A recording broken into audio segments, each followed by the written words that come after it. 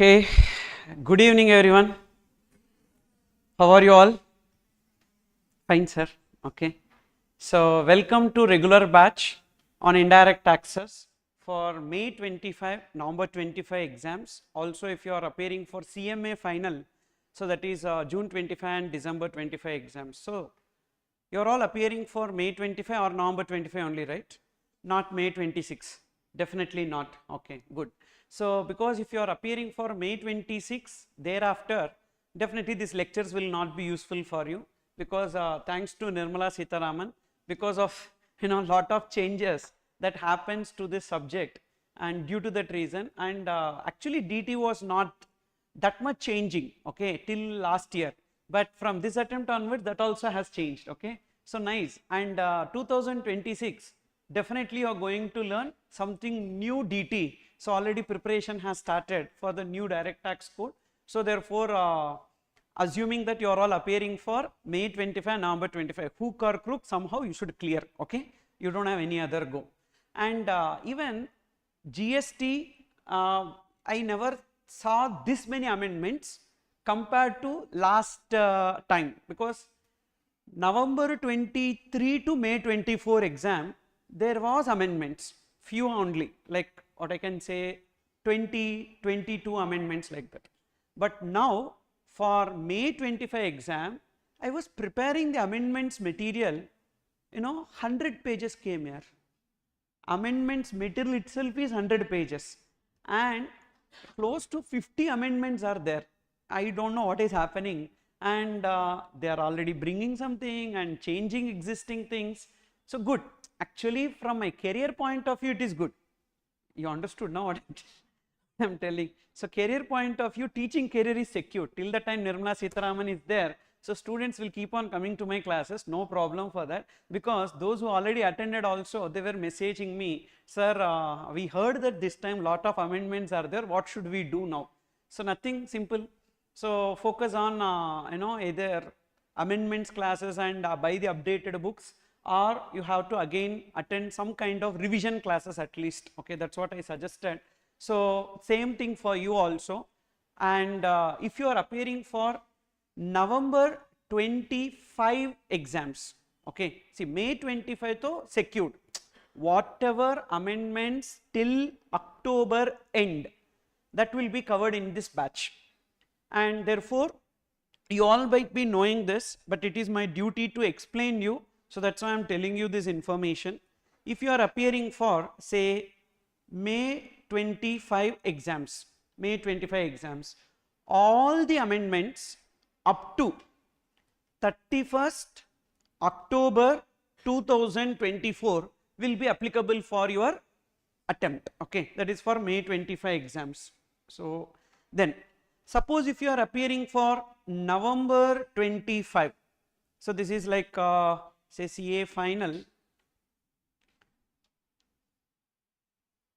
November 25, all amendments up to 30th April 2025 will be applicable for your exam. Now this particular batch, we are in right now which month? October month. So October month, okay, I am going to cover all the amendments that is applicable. Even we are somewhere on 17th of October, and therefore still some more amendments might come, because 3 days before also one amendment came related to property. So property which was covered previously, residential property was only covered under RCM, and now commercial property also coming under RCM. Then metal scrap, like that one product, sale of metal scrap is now covered under RCM, and even TD is also applicable on sale of metal scrap by registered person to unregistered person. These amendments came at exactly 3-4 days before only. So this will come, may come, okay, but majorly already incorporated, okay.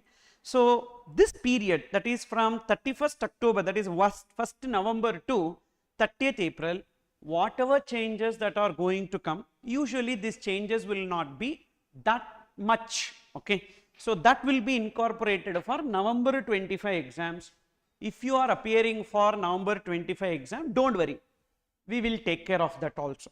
That is in the drive, whatever is being provided to you, in that drive itself, we will upload the amendments for November 25 exam if you are appearing for November 25. Before that, I just wanted to know how many of you are appearing for November 25 exams. Super. So you are all appearing for November 25, fine. But the same portion, November 25 will not have a different portion, same portion plus incremental updates. The incremental updates will be there, but that will not be drastic, because the drastic updates, you know, when it will happen during the Finance Act. The drastic substratum law will change only during the budget, okay, Finance Act. Whereas thereafter, GST Council will be meeting now and then. So you might be knowing about GST Council, etc. and all. So that is the next question I wanted to ask you. How many of you have studied GST in CA Intermediate? Everyone? Huh? Okay, I will ask this question then. How many of you not studied GST in CA Intermediate? No one. Very good. So if anyone is watching online also, so requesting you that if you have not studied CA Intermediate GST, so I will be taking classes from scratch only, don't worry. Even if you have attended also, by this time you would have forgot, unless you are into the articleship related to GST. I do know that, but too much of basics will be there. Na? Sir, what is indirect tax and all? No, that I cannot hear, because we are in CA final level. I cannot go that much backwards, but little bit I will definitely explain. If you want more details, etc. and all, you just message me so that I will tell you which inter video you need to watch. Okay, like if you are not able to understand, mostly the advantage of this regular batch is that only. So we are offering 3 batches to our students. Regular batch, exam oriented batch and fast track batch. So why this regular batch? Actually my favorite is regular batch only. Not because it is more priced and all, not that way, but I have to put more effort also that way. But why regular batch? Because there is nothing I have like a limitation on me. I can completely give you the enough knowledge. Whatever I have learnt, everything I can share with you in the regular batch. And at the same time, it will be of course useful for exam oriented also, like exam point of view also. Plus we will be learning more of Bare Act, why the law has come and how it should have been, how it will be applied in these places. So like that we will have a deliberate discussion each and every chapter, including the intermediate chapters. Like there was intermediate chapters like supply, time of supply, and then value of supply, not valuation rules, only the valuations under GST. Then basics of this input tax credit. This again we will be learning from the beginning, from zero. You understood?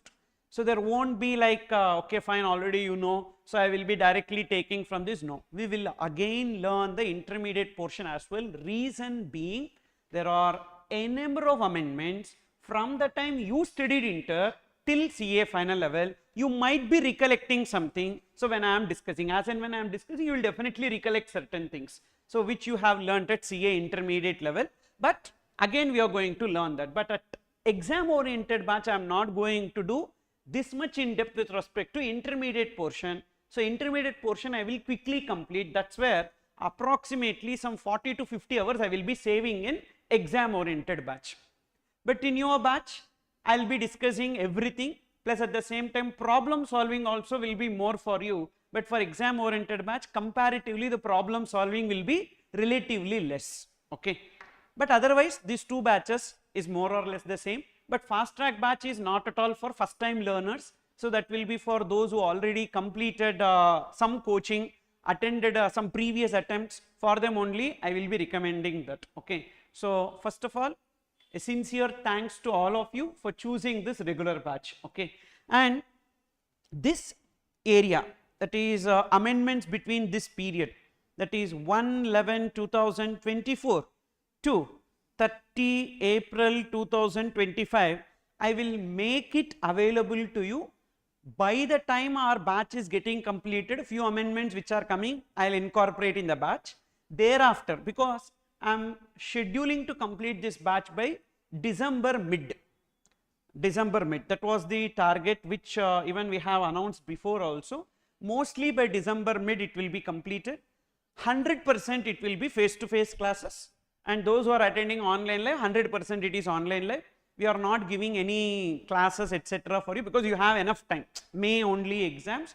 So therefore you attend all the classes regularly to the extent possible, and this by May end, that is May 2025, okay, May 2025 end, May 25 end, because up to April whatever changes are there na, that I will record and I will upload it in your drive.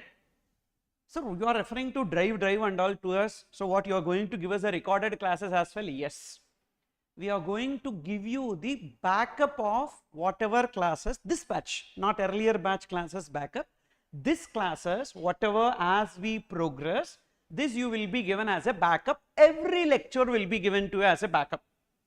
So then sir, so we can share with others also, they will also be able to watch. No, not possible. So because only 40% of those classes you can watch. What does it mean?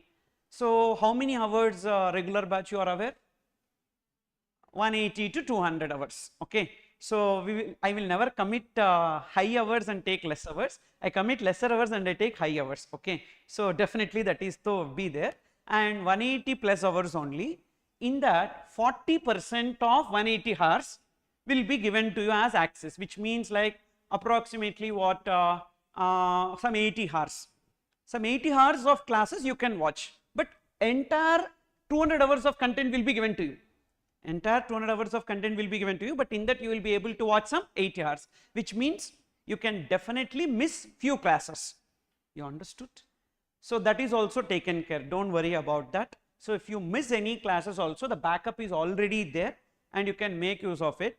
And for face-to-face and online live students, suppose if you have exhausted that also, in extreme cases my team will definitely support you and give you the extension also for viewing additional lectures as well, okay. But don't take it for granted, don't take it for granted. Reason being, you feel like you are all doing articleship now, right now you are in articleship. Yes, mainly for that reason only we have taken classes in the evenings.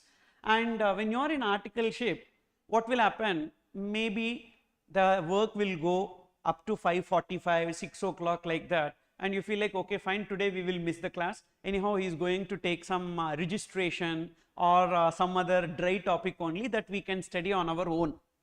Like that, the thought will come. And when the thought comes, no, what you need to do is that, no, definitely I should go and attend, because if I miss that class, that will have an impact on the other lectures. Yes, you are having the backup, but when you have the backup, definitely you are not going to watch that backup classes. If that be the case, why you joined for face to face, or why are you joining for online live? So I presume that at intermediate level also you would have purchased some Google Drive classes, and at final level also you have purchased some Google Drive classes. Are you wholeheartedly completing the portion on time? No. So you might, if you are attending IDT, you would have definitely purchased FR, AFM classes, correct? Of course, every student will buy that first and then only they come for DT, IDT. Have you completed FR and AFM Google Drive classes? How many of you really completed? Maybe some 6 months before or 1 year before, like that you would have got that, but you would not have completed because you don't have a time discipline. If you have a time discipline, Google Drive classes is the best, I do agree. But when you don't have a time discipline, it will not be. So that is the reason why I recommend students, if possible, try to attend face to face, otherwise at least online live. And of course, Google Drive is a third option only. But when you don't have the time discipline only, this recommendation I am giving. If you have the time discipline, definitely Google Drive is the best. Like if you are scheduling like this time to this time, I will sit and I will watch. So then nothing like that, okay. So yeah, as you are not going to do that, that's why please attend the classes regularly. So okay, so our team have taken the photograph of this class today, okay. So I will share this image somewhere after 1 month, so then you will know the reality. You understood? Today everyone will nod your heads, yes sir, we will come regularly sir, like that.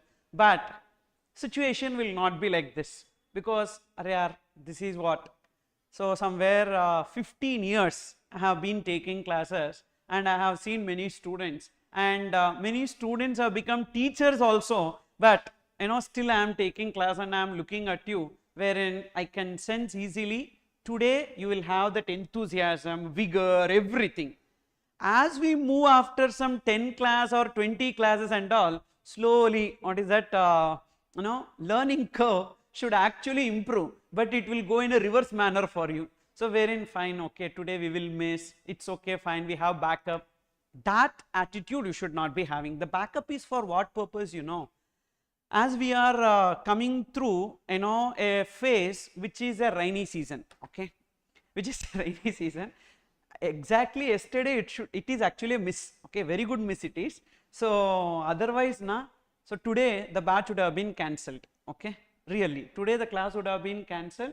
So thanks to Chennai rains, so it went to Bangalore and it went to Andhra Pradesh, it got split, okay, like how when a hero standing, so clouds will move like this, it went on two different directions. So luckily we escaped, and we don't know how it is going to be November month and all. So at that time I will definitely take class, okay, I will take class. But what will happen is that you may not be able to attend online live, or you may not be able to come. So in that case, or if your health is not well also, you will not be able to sit properly. That's why we have given backup. And moreover, sometimes certain chapters and all will be so difficult for you to understand in the first learning itself, like input tax credit, like that one chapter is there, which is actually very, very important chapter, at the same time very difficult chapter, like your what PGBP in DT, like that, very big. It is so big, lot of things are there, and if we miss few things also, completely our brain will be off. Like that one important chapter is there called as input tax credit. Another chapter is there called as refunds. So which, and even offences and penalties in GST, first time when you are learning it appears that we understood, but again we need to watch that again or do the revision couple of times, then only that gets connected to us and we can preserve it in our brain. You understood? So for that reason only we are giving the backup. That is the objective purely. So don't take it for granted. That's my humble request to all of you. Okay. Sir, if you are appearing for CMA final, then what? Is this lectures useful for CMA final as well? Yes, very much useful for CMA final as well, because there is no difference between CA final and CMA final syllabus. There are few chapters which are not applicable for CMA final, and only 2 chapters extra are there for CMA final. So the same lectures are even useful for CMA final as well. Suppose, because many students, they are appearing for both CA final and CMA final. So that's why I am telling you this information, because parallelly nowadays everyone is doing dual degree, as a portion is more or less the same. For that reason, and same portion only, these lectures are equally useful for them as well. But I will be taking classes of CA final wherever required. There I will be telling you this portion is not applicable for CMA final, and separately at the end of the batch I will take the classes for them separately for CMA final. So therefore, if you are only CA final, you don't have to attend the classes. So prior information and all will be given to you. The flow will not get affected to anyone. Okay. And compared to CMA final, CA final difficulty is high. So that's the reason why we are actually taking classes from CA final point of view. That is a primary. So incidental, it will also be useful for CMA final. You understood what I am telling? So don't think that I am taking class only for CMA final so that it will not be relevant. No, not like that. When you learn for CA final, automatically CMA final also will be covered compared to the standard I am telling you. Okay. Then sir, how many books will be provided to us? We will be providing you for CA final students, those who enroll for this regular batch.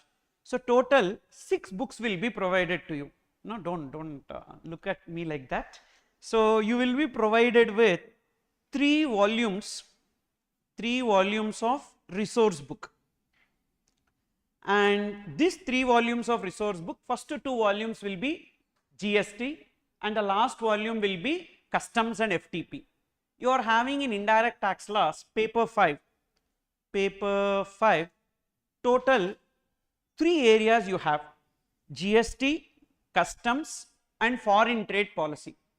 But the GST component is 80 marks and the customs and FTP is just 20 marks. Okay, so that volume 3 book will be a thin book only that covers only customs and FTP. Book wise it is 3 books, but not all 3 books will be having the same size and all, don't worry. Okay, so because after seeing your volume 1 book you will think like, are 3 books, if it is like this, how we are going to study? Don't worry, every page of your volume 1, volume 2, volume 3 we are going to see in the class itself. Okay, so don't worry about that, because it has lot of assignments like questions with lot of spaces where you will be writing in the class, and lot of questions I have given. So due to that reason only it will be like this, but every page we are going to cover in the class. There are a lot of bare act also I have given, because I cannot expect you to bring one bare act book separately for this. That's why bare act also I have given in the book itself. That's why the book will be big. Okay, and you don't have to refer anything else apart from these 3. So you don't have to refer to study materials. So that study material whatever you are having, just keep it, so that after completion of CA, when you post LinkedIn or Instagram, that you keep all the books and stand next to the book and you take a selfie and post. For that it will be useful, you understood? So you keep those books, whatever study material that you are having when it comes to indirect taxes, but our book covers everything. Okay, these 3 books covers everything. Then you will be provided with That's It book. So That's It book, which is a summary book. So all 3 volumes information will be in one small compact book. Okay, so That's It book will be provided to you, so that you will be doing revision from this only. Okay, so this is for classroom learning. This is for classroom learning, whereas this is for your revision. Whenever you wanted to revise, like once the chapter is completed, again psychologically I cannot touch that big book, my hand will not go there, but That's It book, it's like a summary book, you can quickly see that. And for this we will be providing you the revision videos also, but that will be separate. I will record it and I will give it to you, so that as and when each and every chapter gets completed, so you can keep this That's It book and see the revision video, and you can parallelly prepare. Okay, so that say if a lecture is going for some 6 classes or 8 classes or 3 classes, so that maximum somewhere in 1 hour or 1.5 hour the revision will be completed, so that you can revise it as many times as you can. Done?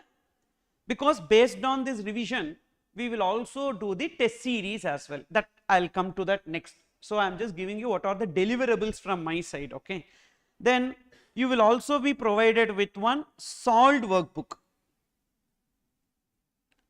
So this solved workbook will contain innumerous problems and solutions from all the past exams, plus RTP questions, plus MTP questions, also questions from CMA, CS, like that.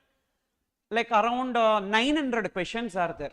900 problems and solutions are there in that, as updated as per the latest amendments. Okay, so that will also be provided to you, mainly for practice. Okay, mainly for practice.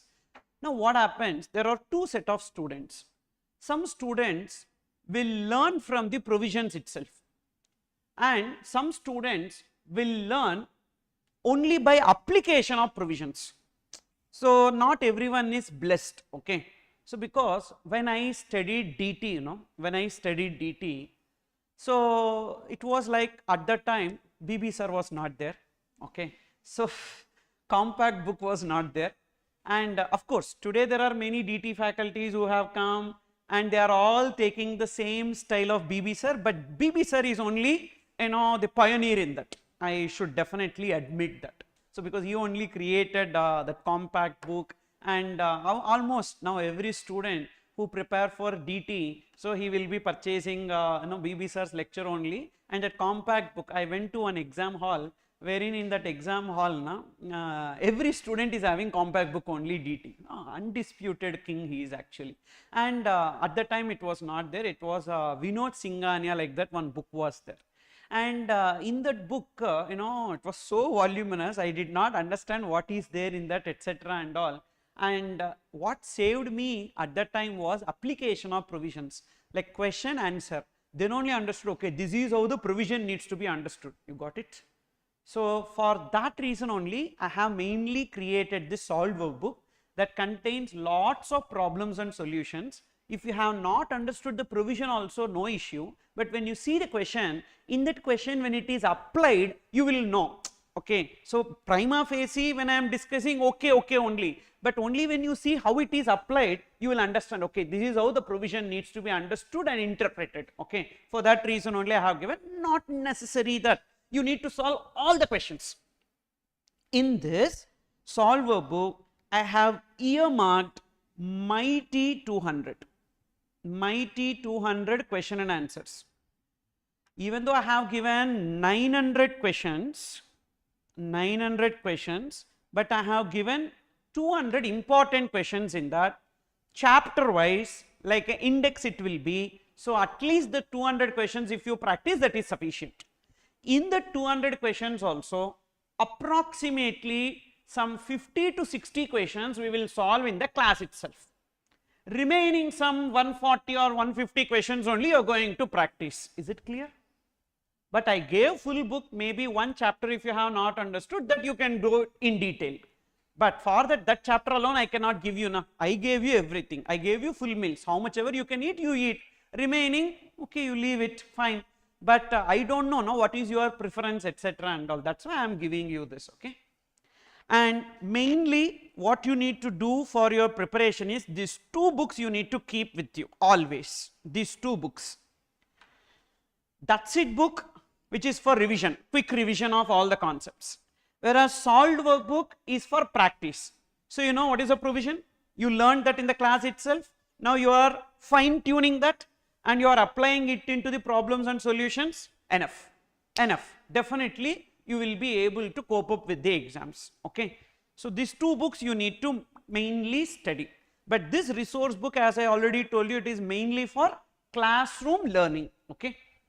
Next, you will also be provided with one more book, that is Inquest, which is a MCQ book. That is again for practice purpose only. Okay. And what you can do, like after completion of one chapter, if you want to practice some questions, you can take the MCQs and you can start practicing the MCQs, and there are two types of MCQs that you will be tested in exam. One is case scenario MCQs. Case scenario MCQs means you might be having an idea about that. So there will be one paragraph, one paragraph will be there. In that paragraph, what they will do, so lot of information will be given, like inward supply details, outward supply details, lot of things will be there. And based on that paragraph, they will coin some 4 or 5 MCQs. If you are required to solve these 4 or 5 MCQs, you need to read the paragraph. Without reading paragraph, you will not be able to do that. The same style is there in almost every subject now. FR, AFM, audit, even IDT, IBS, DT, everywhere it is there. IBS mainly. IBS is purely like this only. Even descriptive questions are based on case studies only. You understood? So therefore, this case scenario MCQs, around some 42 case scenarios I have given in the book. It is there, Inquest book. And chapter wise MCQs also I have provided. Now that is mainly for your practice, okay. And in the class, whenever the time permits, few case scenario questions also we will be discussing. If not, after completion of the batch, you will be preparing na, at that time you can make use of this, okay. So these are the 6 books that will be provided to you, okay. And this will be comprehensive and this will be sufficient for you. Beyond this, you don't need anything else, okay. And beyond this, sir, should we refer any other book? No, not required, not advisable. You will not have time also, okay. And whenever you are having the doubts, so as you are attending the face-to-face classes or online live classes, you can get it clarified from me as and when the class is going on. But my humble request to you is that don't interrupt me during the class, because that is going to affect the flow, but I will complete the concept and then I'll ask you whether you have any doubts related to this. At that time you ask me the doubts. Is it clear? Because what will happen, one to the other there will be a connection. So before completing that, if you ask me, no, so anyhow that I am going to discuss in the next part. You understood now what I am telling? So due to that reason, let me complete that concept, not chapter, that particular concept. Thereafter whatever doubts that you have, you can definitely ask me. And after lectures getting over, you are there in a Telegram group. In the Telegram group you can post all your queries as and when you get the queries. Maybe class got over, you wanted to leave early and you can leave. Next day you will recollect something what I have said in the previous class. Immediately you can type and post, or you can send me a voice message in the Telegram group. So I will clarify your queries in that itself, and that group will be there forever. It's not like after this batch that group will be deleted and nothing of that sort. Till the time you go for exams, so it will be there active. Whatever doubts you have, you can post it in that. I will reply to your queries. And furthermore, so online live students also, during the class you can post your query and I will look into that query and I will reply to your queries also. And Google Drive students, no other go, only Telegram is the option for you. Next, test series. Okay, first I gave you what are the books that I will be providing to you. In addition to this, I told you about doubt clarification. So doubt clarification is through Telegram, etc. Okay, and then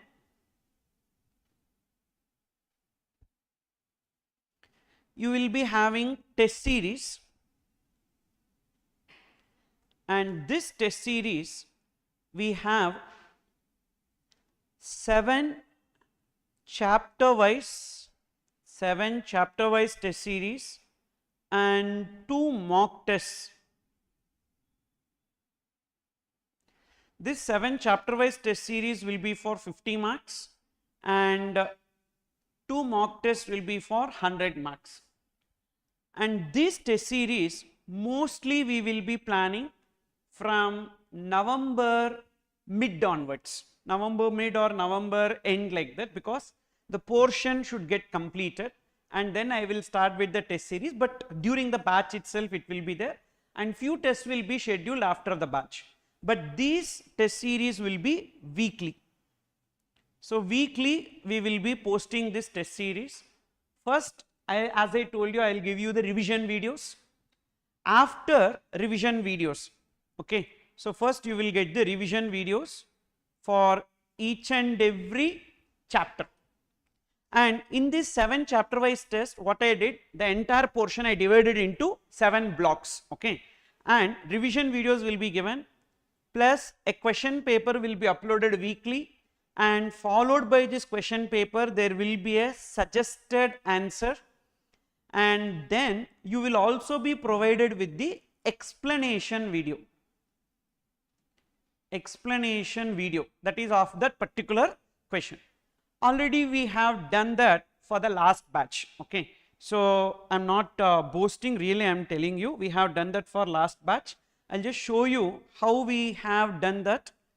So you can see here, total, we made it like 5 batches.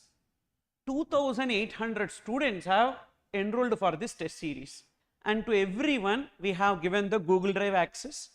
In that Google Drive, if you see, you will also be added like this in that week 1. So week 1, first explanation video. So what is the portion? That portion also, more or less the portion will be like this, the dates alone will change. So the entire portion is divided into 7 tests, okay, 7 tests, and each and every test, for example, first week will be introduction to GST, supply under GST, charge under CGST, charge under SGST, like that is there na. So this week 1, that week 1 ka explanation video, okay, and thereafter first revision videos, question paper, and question paper will be for 50 marks, Not necessary that same questions will be there for you also because of the amendments and all. So every time we are making a new set of question paper only. So the question paper will be for 50 marks, will be like your ICI exam pattern, wherein there will be 2-mark MCQs and the questions will be there, just like how ICI will have first question a 14 marks question, the same way 14 marks question, thereafter 5 marks questions and 4 mark questions, same template, okay. And after completion of this, I will be giving you an explanation video and suggested answer. This explanation video, I will explain like each and every step if you have written, how many marks you will be getting, okay. So stepwise you will be given the marking. So marking system also I will explain to you in the explanation video. So you write the test na, you have to evaluate yourself. Please don't expect me to evaluate. I don't have time here.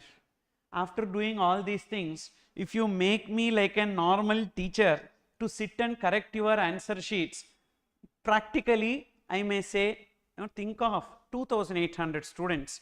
If I sit and evaluate for them, na, so my wife will give divorce to me, and definitely very difficult here at this time. Having 2 kids, if she leaves me and go, who will take care of the kids? You understood what I am telling? Very difficult.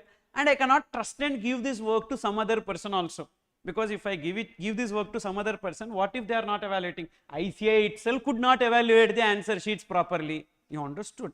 ICI itself, that many crores of money they have, that much big setup they have, they themselves are not giving the marking properly. You are aware, na? You might be aware. Intermediate you crossed and came, na? How many attempts it would have happened in intermediate, who knows? And therefore, many students, this problem though will haunt you.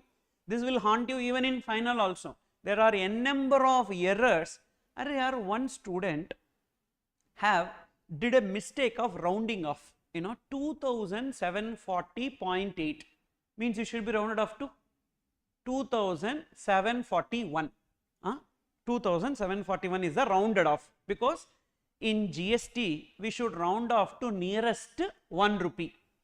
But because of the DT paper impact, what he did was that DT we need to round off to nearest 10 rupees, correct or not? So what he did, he just mentioned 2740, rounded off to nearest 10 rupees, so 2740. For that 1 rupee, 5 marks question they gave only 2 marks. 3 marks got deducted. Whom should we go and ask? You understood? And like that they are doing here. Psychos here, psychos. These valuers and all, maybe somewhere in their childhood, someone would have molested them, or someone would have tortured them. They have grown like that. Many psycho movies we see in English movies and all. Like that psychos here, serial killers here they are, you understood? And we should be careful, okay? So we should not make any kind of mistake, etc. So I cannot do the evaluation of your answer sheets, not possible for me. So I will give you the step marks, like if you have written this, how many marks you need to put like that. You evaluate your answer sheets based on that. Is it clear? Yes. So the test series is also covered. So as a part of this batch itself, and you don't have to buy any test series separately for indirect taxes, because in market they are selling for 1000 rupees, 1500, 2000 like that. You don't have to waste your money. We are doing it for free to everyone.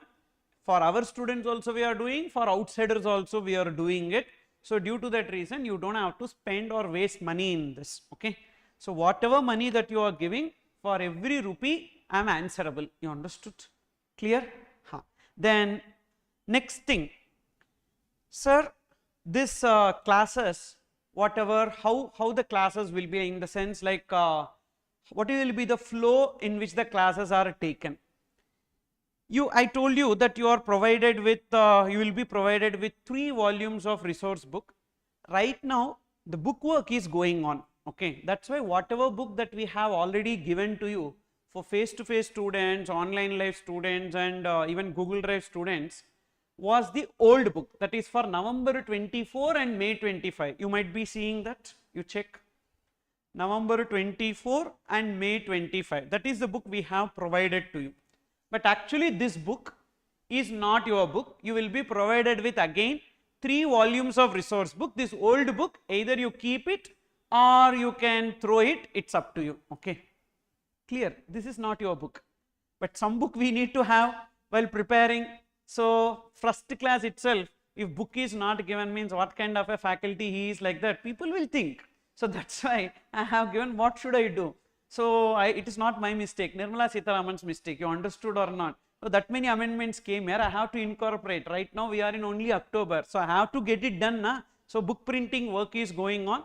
So as soon as that is done, all these books will be provided to you. But the inquest book which already we have given to you, no change in that, that you keep, because it is just the MCQs. The updated answers and all I will be providing to you, don't worry. So the same book you can keep.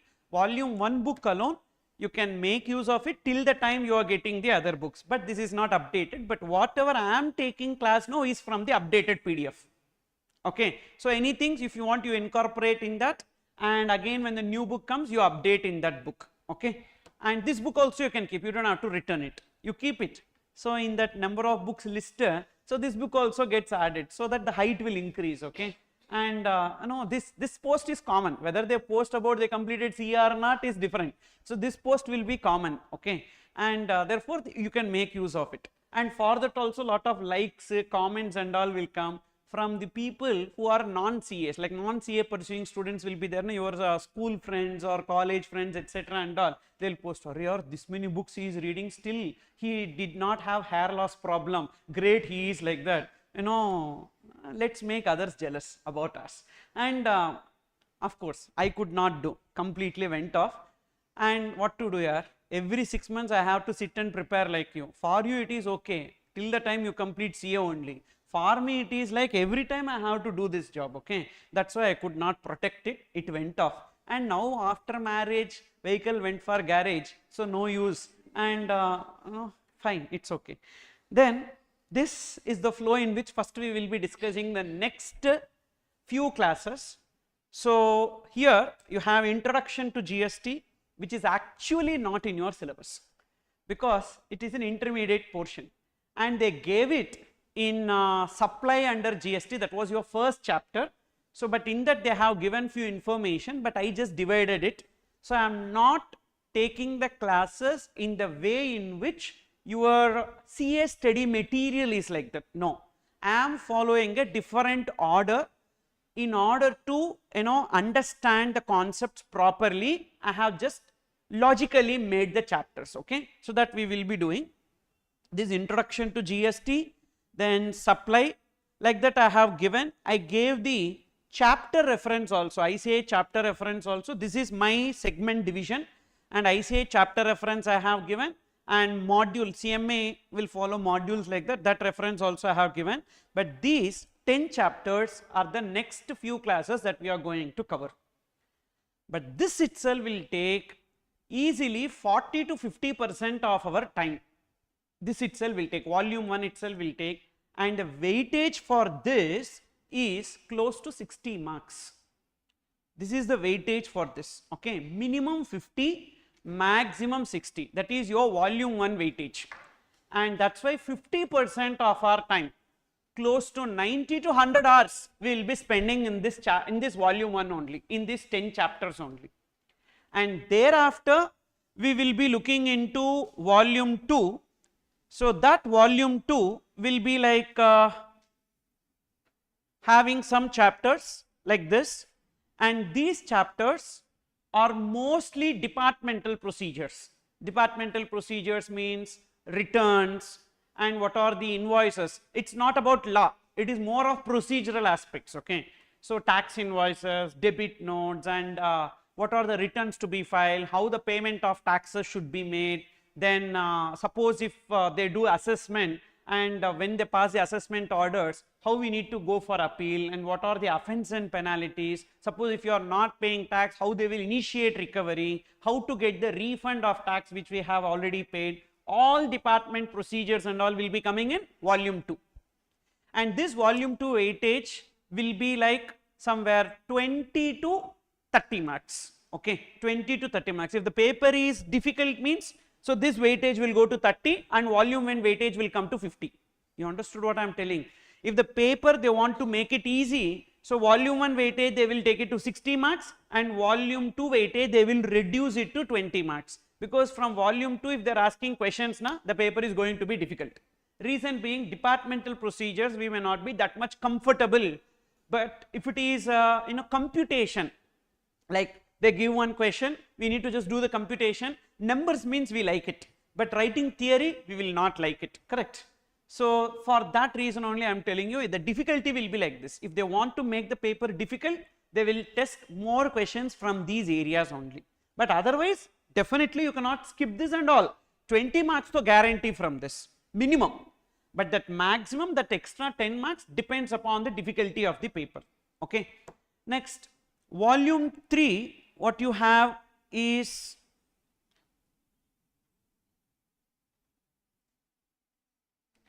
customs and FTP. Customs and FTP is very small only, you don't have that many things, hardly you see 186 pages only. Volume 1 is 500 pages, but volume 3 is just 186 pages only, and 20 marks, compact it will be, this will be sufficient. Okay. And this is how we are going to discuss. So customs and FTP will be placed at the end, and hardly like 30 hours we will be spending on customs and FTP, not more than that, not more than that. So I am just giving you the hours also. So if you are planning something also, you can plan accordingly for your batches. So that's why I am telling you, like last 30 hours will be customs and FTP, and this volume 1 will be approximately 100 hours, and remaining time will be for volume 2. Okay, out of our 200 hours, that's how the division will be. Got it? Then next, sir, we are moving on to the first chapter, that is introduction to GST. In this introduction to GST, there are certain things which is actually required to be known before moving on to the subject. That is like what is GST, when GST is formed, by subsuming what taxes the GST has come into India, all these things, and this is purely intermediate portion. So today we will spend time on recollecting these things. Okay. Now, so let's make it like a Q&A type of discussion. You tell me, what is the full form of GST? Wow, very good. Goods and services tax. And is goods and services tax something new, or is it already, it was existing before also? It was existing before also. People will tell us that it is new like that, but it is not new. We all know that fact, that there were old indirect taxes. Subsuming those old indirect taxes, they have created GST. GST not altogether a different law. Already it was there, various indirect taxes, everything they have put in one mixie and they made it like a cocktail, and that is what GST is actually, correct. Now what are those indirect taxes which got subsumed into GST? Some indirect taxes you might be knowing. What indirect taxes? You tell me, I will segregate. You tell me the list. Excise duty, like that one was there. What was excise duty? So when it was levied on manufacture, excise duty was levied. Who levied excise duty? Central government levied excise duty. Like that, service tax was levied by the central government on supply of services. And then customs duty was levied by central government on import or export. Then central sales tax was also levied by central government on interstate sale. What is interstate sale? One state to another state. So what are the 4 indirect taxes levied by central government in the past? You can see that in the 3rd page. What are the various indirect taxes levied by central government in the past? Excise duty, customs duty, service tax and sales tax. Sales tax also, which sales tax? Central sales tax. Excise duty when on manufacture, and customs duty when on import or export of goods. Service tax when on supply of services, and central sales tax. Central sales tax on which case? Interstate sale. Out of these 4, except customs duty, remaining 3 got subsumed into GST. You got it? What is the first point that you need to know? All indirect taxes levied by central government except customs duty got subsumed into GST. Okay. So what are those indirect taxes levied by central government in the past which got subsumed into GST? Central excise duty, service tax, central sales tax. Why customs duty not subsumed in GST? Initially, when they thought of bringing even customs into GST, lot of negative comments they have received because GST law is not settled. Even today it is not settled. Now if you bring in the customs duty into the GST law, the imports and exports gets affected. See, domestic revenue, if it is affected, it's okay, or domestic transactions getting affected, it's okay, it is rectifiable. But import or export, if anything happens, no, if the mistake has happened, so then that mistake is going to be very costly. Because all of a sudden, because of some government policy, if more imports have come into the country, it is going to affect the deficit balance of payments, and the foreign exchange will fluctuate like crazily, and our situation may happen like Sri Lanka or Pakistan, wherein we are dependent on other countries and all, and if the foreign reserves gets depleted, it is going to cause a huge impact. That's why they did not touch the customs law, they have kept it. But once the GST law settles, the future is like customs also will come into the ambit of GST in future, but right now customs is not part of GST. So Customs Act, which was there before, they have retained even now, not subsumed into GST. Is that clear? That's the first thing you need to know. Then certain indirect taxes levied by state government also got subsumed into GST. What are those indirect taxes levied by state government that got subsumed into GST? You can look into page number 6. You can look into page number 6. Certain indirect taxes levied by state government got subsumed into GST. What are they? Value added tax, purchase tax, tax on lottery, betting, gambling, entertainment tax, luxury tax and advertisement tax. So total how many? 6. What were they? Value added tax. When value added tax was levied? On intrastate sale. Whenever there used to be intrastate sale within the state sales, then value added tax was payable, and then luxury tax was payable on hotel accommodations, on 3-star, 4-star and 5-star hotel accommodations. We used to pay luxury tax to the state government, and entertainment tax was payable by the cinema theatres, DTH service providers, actors, serial actors, cinema actors, etc. Those who are all in the entertainment industry, they were required to pay entertainment tax in the past to the state government. That was entertainment tax.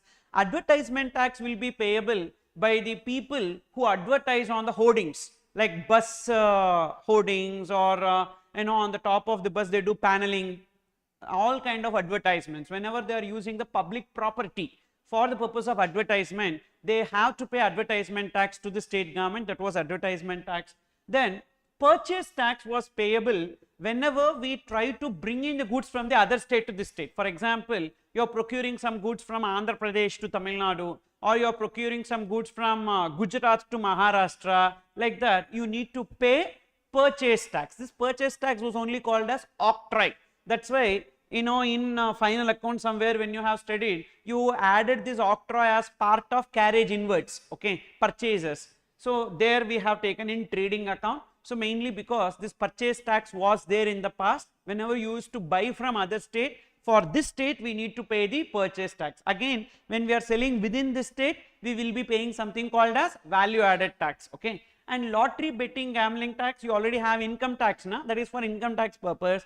And for indirect tax also, they created lottery, betting and gambling tax, and that was collected by the state governments. Income tax was collected by the central government, and indirect tax, that is lottery, betting, gambling tax. Now what they did is that these 6 indirect taxes which was levied by state government, that they have brought it into the ambit of GST. Okay, can you tell me the list? What is the 6 indirect, out of the 6 indirect taxes? Number 1, value added tax. Next, purchase tax. Value added tax, purchase tax. Next, lottery, betting, gambling tax. 3 you told, 3 more.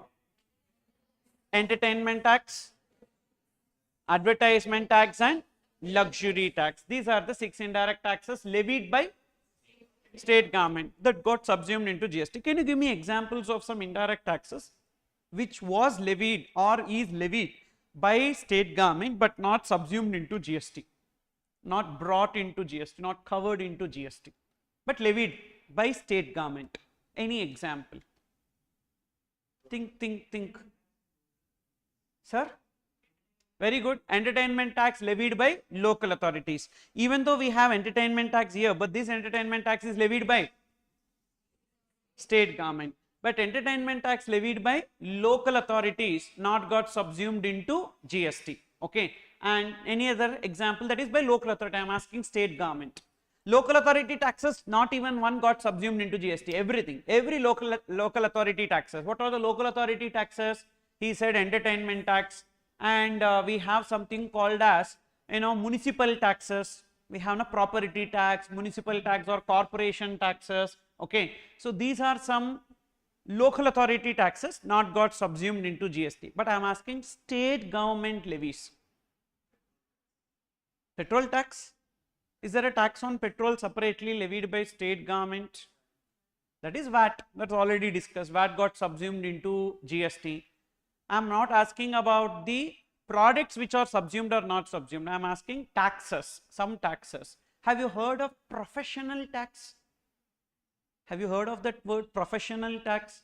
Got subsumed into GST? No. Have you heard of stamp duty levied by state government on sale of properties, etc.? Stamp duty? No, not subsumed into GST. State excise duty, have you heard of on liquor and certain goods which are manufactured, like matchsticks, matchboxes is there, na, matchboxes, liquor, opium, etc. We need to pay state excise duty. That state excise duty also not got subsumed into GST. Are you aware of this? Okay, these terms you know, na, state excise duty you would have heard in couple of places. So that not subsumed into GST. Got it? Next. So that is this you need to remember. First point you need to remember, all indirect taxes levied by central government except customs duty, and all indirect taxes levied by state government but only specified, these 6 got subsumed into GST. There is something called as additional customs duties, CVD and SAD. What is the full form of CVD and SAD? CVD refers to countervailing duty. SAD refers to special additional duty. I gave it in the footnote to the same page, you can see there. CVD refers to countervailing duty, SAD refers to special additional duty. Why countervailing duty and special additional duty they are levying? This was part of customs, but this also got subsumed into GST. Little bit background we will come to know, like we will try to understand out of this. Whenever you are importing some goods from outside India, whether there is any excise duty on those imported goods? No, because these goods are manufactured outside India. But the same product when you are purchasing locally, are you required to pay excise duty? Yes. I am talking about this before implementation of GST. In the past, when you were importing, say, a smartphone, you are required to pay customs duty. But when you are locally procuring the smartphone, you will be having customs duty burden on raw material plus excise duty burden also will be there, because the manufacturer should pay excise duty to government and in turn he will recover it from you. But on the imported article there is no excise duty. Is it clear? So I am just giving you a comparative difference for you to analyze this. Say there are two parties, Mr. X and Mr. Y. Mr. X is like importing a smartphone. Mr. X is importing smartphone, whereas Mr. Y is locally procuring, domestic procurement of smartphone. So Mr. X is importing smartphone, whereas Mr. Y is making a local procurement of smartphone. Okay. Now in this background you tell me, what will be the duty burden on Mr. X? There is only one duty burden, that is customs duty. Customs duty on finished goods, that is smartphone. Whereas on Mr. Y, what will be the burden? There will be customs duty on raw material, and there will be excise duty. Which excise duty? Central excise duty on finished goods. and there will be CST or VAT, depends whether he is purchasing within the state or from other state. If he is purchasing within the state, then he will be having a burden of value added tax. If he is purchasing from other state, he will have the burden of central sales tax. So CST or VAT on finished goods. Now you tell me, who will have more tax burden, Mr. X or Mr. Y? Mr. X or Mr. Y? Mr. Y. And which means that we are actually encouraging imports or discouraging imports? We are encouraging imports or discouraging imports? Encouraging, correct. But is it good for the economy or bad for the economy? Bad for the economy, because more imports will lead to more foreign exchange outflow, and that will create a deficit balance of payments. For that reason, what are the alternatives available before the government? Now you are the finance minister of this country. Now you have two alternatives before you. Sir, how can we become? Why are? Anyone can become finance minister. Is there any condition that only those who contest in the elections, those who become MP only should become finance minister? Is there a rule like that?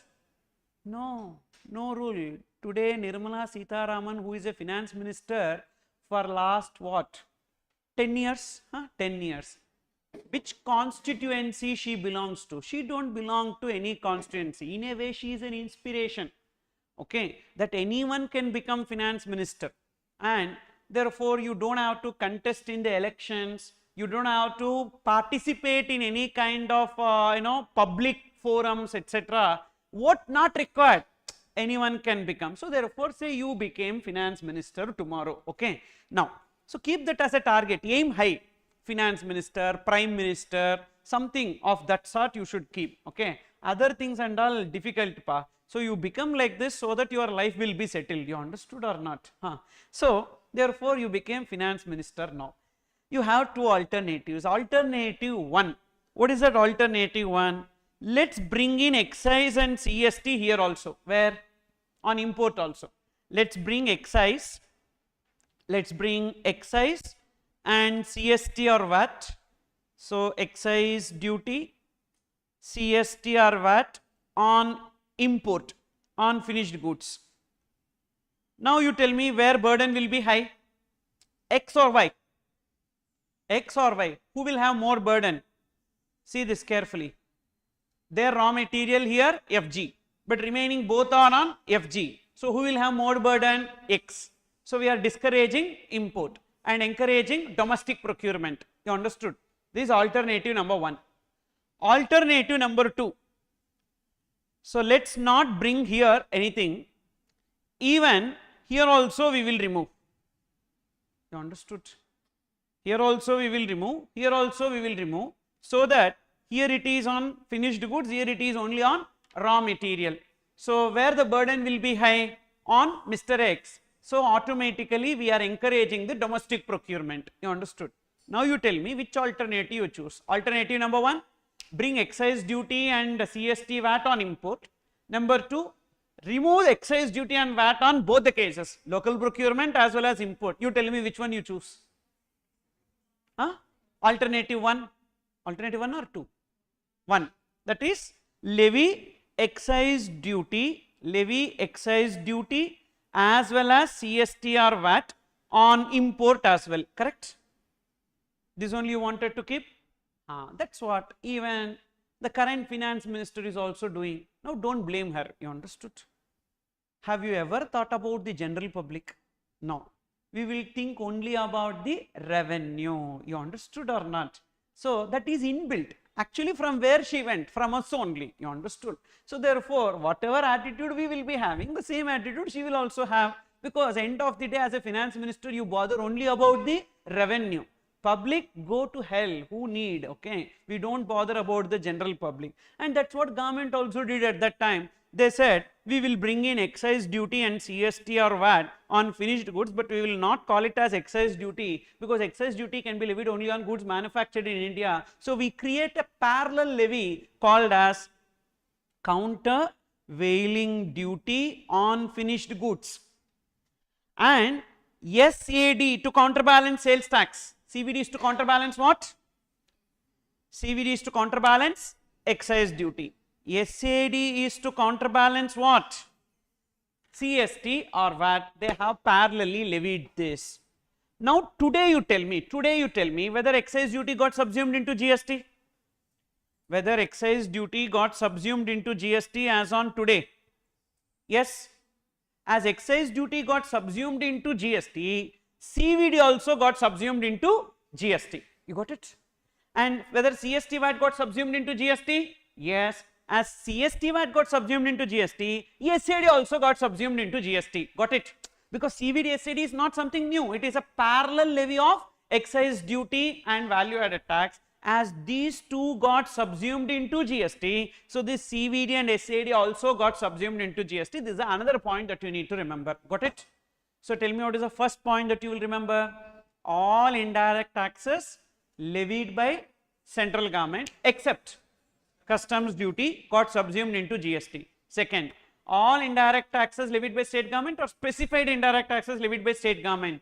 Specified indirect taxes levied by state government. What is that specified indirect taxes levied by state government? 6. That 6 got subsumed into GST. Then whether indirect taxes levied by local authority got subsumed into GST? No. Every indirect tax levied by local authority not got subsumed into GST. Example, we have municipal taxes, we have entertainment tax, local body tax, something of that sort not got subsumed into GST. And next point you need to remember, on customs, under customs, there used to be CVD and SAD, additional customs duties. That additional customs duties also got subsumed into GST. Is it clear? So that is what you need to remember. That is only what I have given here. So additional customs duties, first these 3, then additional customs duties, then these 6. Okay.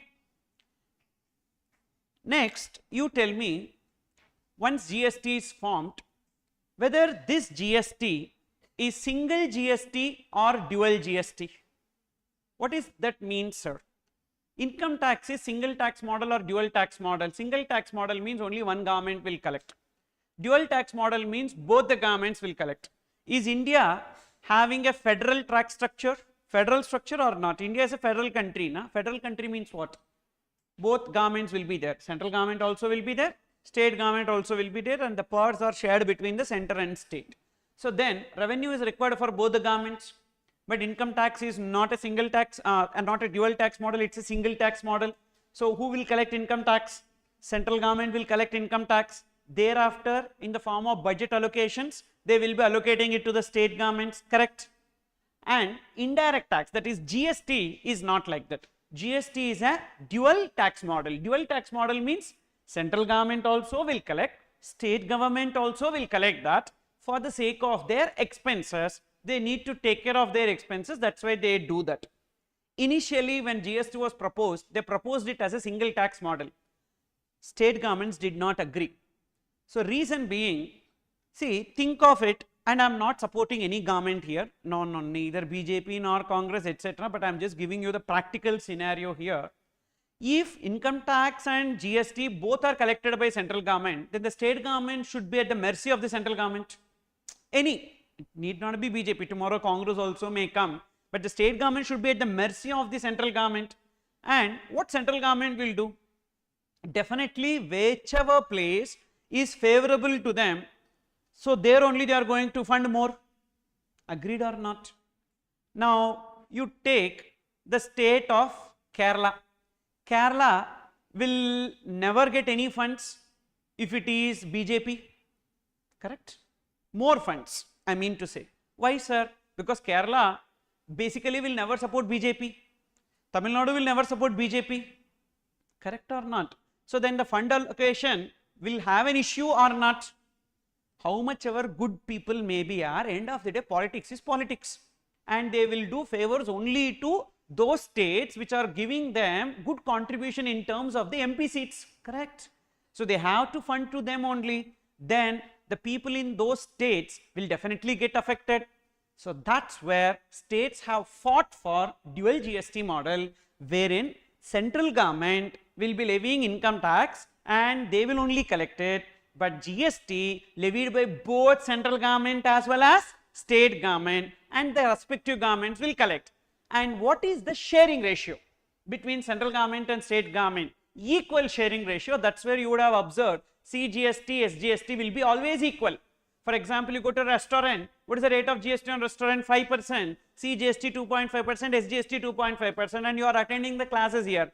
18% GST, 9% will be CGST and 9% will be SGST. Can the CGST be more and SGST be less, or SGST be more and CGST be less? Impossible. It will always have a equal ratio. You understood?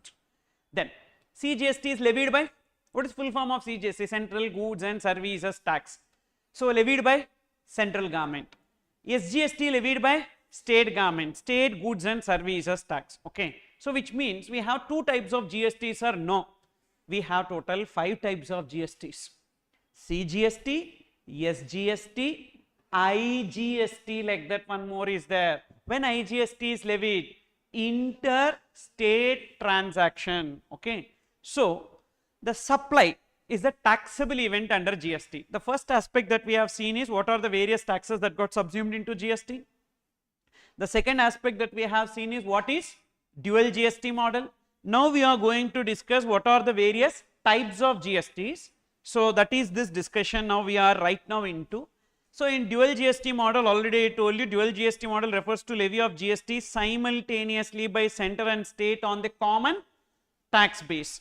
And as India is a federal country, that's why both center and states have been assigned the powers to levy and collect taxes. And dual GST is designed keeping in mind the constitutional requirement. All these things I have explained, but you tell me from where we have copied, okay, adopted dual GST model from Brazil and Canada. Okay. So Brazil and Canada already implemented this dual GST model. See, don't think that India is the first country to bring in GST. No, before India in the globe, 160 countries already implemented GST. Thereafter, we started. You understood? So it's not something that we created out of the box. No, not at all. Already it was there. We have taken. That's why, you know, many times when I need to speak to you about GST, different provisions and all, it is like, sir, in Indian context, it won't be suitable at all, but they have brought it. Like something called as place of supply. Place of supply is not developed by us. It's already there in some other countries, which we have literally copy pasted, and now we are sitting and fine tuning that. Okay, place of supply concept. And because place of supply is going to affect whether a transaction is intrastate or interstate. Okay, and like that there are many things which we have copied from other countries and we created. It's like, you know, many people who are coming into teaching for the first time, when they come into teaching, you know what they will do? They will take 4 or 5 books, they will copy from every book and they will create one book. This is standard model. Okay, no one is sitting and doing research and create from scratch and they will make, but no, now today a lot of shortcuts are only there. So what they will do, 4 books they will buy, from 4 books good things and all they will take and make it in a 5th book. That's how a 5th book will come and they will become an author all of a sudden. You understood? Like that, this is not new. Even government also does the same.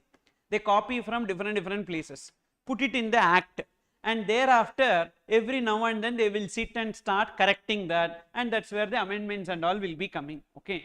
So Brazil and Canada, from these 2 countries, we literally adopted this dual GST model. Okay.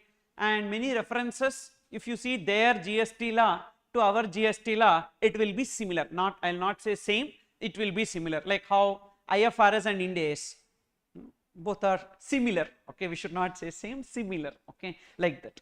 So Brazil and Canada. Next, see this. First, we need to understand supply. Supply is the taxable event. What is a taxable event means? One event, boss. On happening of that event, we need to pay GST. That is called as taxable event. There is one event.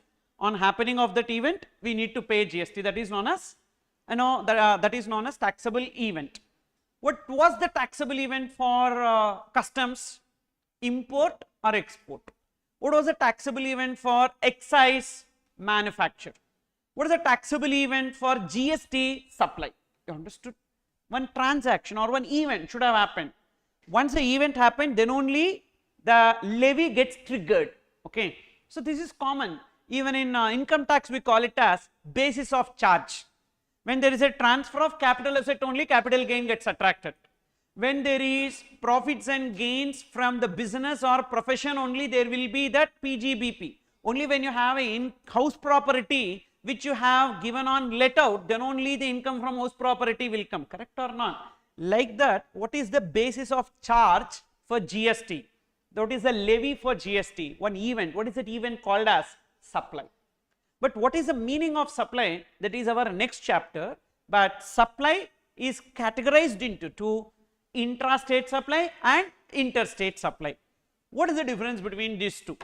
There are two factors which we need to check. One is location of supplier and another one is place of supply. These are the two factors we need to check. What are the two factors, boss? Location of supplier and place of supply. If location of supplier and place of supply is in the same state or same union territory, then it will be called as intrastate supply. If location of supplier and place of supply is in the same state or same union territory, then it will be intrastate supply. From this, can you tell me what is interstate supply? If location of supplier and place of supply is in two different states or two different union territories or a state and a union territory, okay, then it will be interstate. Location of supplier, place of supply, two different states, two different union territories or a state and a union territory, then it will be interstate supply and IGST will be applicable in that case, okay. So what are the two factors that we need to check to decide intra or inter? Location of supplier and place of supply. Generally, what will be the location of supplier? Generally, registered place. Wherever they are registered, that registered place from where they provide services will be the location of supplier, correct? Suppose if they are providing services from a fixed establishment elsewhere, then that fixed establishment will be taken as the location of supplier. If they partly provide services from their registered establishment and partly from a fixed establishment elsewhere, then that establishment which is most directly concerned to that service. Example, audit. In audit, what will happen? You go to the client's place, correct? And you do the audit in the client's place. Again, you come back to your office and do the finalization of the audit report, correct? Documentation work and all you do in the office. Whereas for physical verification, etc. things, you will go to the client's place. Yes or no, yaar? Then it is partly from registered place of the chartered accountant and partly in the client's place, a fixed establishment elsewhere. You tell me which is the establishment most directly concerned to the service, registered establishment or client's place, that is CA office or the client's office? CA office, where you finalize the audit, CA office, and in audit report which place you will mention as signing? The CA office place, correct or not? So that will be the location of supplier. Are you understanding this? Then, sir, then when it will be fixed establishment elsewhere, like say for example, I take a temporary place and from the temporary place, I will be providing the services or I will be supplying the goods. Possible, na? Lot of people will take some marriage halls or some auditoriums and they will be conducting certain events or functions, etc. So, or sales and all, they will put a factory outlet sale. So, they will announce like flat 50% of branded garments, lot of Instagram videos and all also will be coming. So, we are launching this place, flat 80% offer, buy 2 get 8 free, you understood or not? A lot of ads and all they will post, influencer marketing they will do. So, these temporary places will be called as a fixed establishments. Then, if it is an online service, they don't have any place of business, they are doing it in online, freelancers who do in online, then what will be taken as the location of supplier? Their usual place of residence. Lot of people who are into photography, what they do is that they post lot of photographs, like whatever they are doing, photographs they are taking, nature, environment and animals, etc. and all, they will post photographs, and lot of candid shoots and all they do. Now people who are getting married, now for everything they do na pre-wedding shoot, like wedding shoot, post wedding, not yet come, but it may come in future. So post wedding shoots, and then when kids now they are getting, so pre-pregnancy shoot, pregnancy shoot, post pregnancy shoot, like that lot of things they do shooting, and they did candid shots. So for that they recruit these freelancers. What these freelancers will do, they have to take the camera and they need to go, they need to stay throughout the function, everything they need to capture, and that they will give. So there are two set of albums. One is a normal album, marriage album, another is a candid album. So all candid photos and all they will be keeping separately. Okay, so you don't know, when you get married, all these crazy things you will know. And this kind of photographers are there who are freelancers. They don't have any office, they don't have anything, everything they will do it from their computer table itself. And what is taken as their place of business or location of supplier, the usual place of residence of that person, because they are sitting at their home and they are doing it now. So that will be taken as the location of supplier. You understood? Again, this location of supplier point we will be coming across in place of supply chapter. I just gave you an introduction to this. In detail we will be learning over there. So it is easy to identify the location of supplier. Second aspect, what is the second factor? Place of supply. Place of supply, depending upon the transaction, the place of supply will change. For goods we have different place of supply, for services we have different place of supply. For example, in case of service in relation to immovable property like renting, construction, etc., the location of immovable property will be taken as a place of supply. For example, there is a hotel which is in Mumbai, Maharashtra, and you are going to that hotel and you are staying in that hotel. What is the location of supplier? Mumbai. And what is the place of supply? It is a immovable property related service now. Place of supply will be location of property. What is the location of property? Mumbai. So it will be intra or inter? Intra. You understood, it is not interstate, it is intrastate. Why intrastate? Because location of supplier and place of supply same state, therefore it will be coming under intrastate. Got it? Even though you are from other state, even though you are from Tamil Nadu, but when you stay in a hotel in Mumbai, it will come under intrastate only, it is not interstate. Are you understanding this? Then that is how the place of supply will differ for different transactions. We have a separate chapter on place of supply. Okay, so that is a separate chapter that we have. This is segment number 7, place of supply. There we will be learning for which transaction what is the place of supply. Until that point of time, I will give you the general place of supply, general provision. In case of goods, ending point is the place of supply. Generally I am talking about, I am not talking about specific provisions. I am telling you generally. Okay. So generally what will be taken as a place of supply? In case of goods, generally, POS in case of goods. POS in case of goods. What will be taken as a place of supply in case of goods? Ending point. Ending point.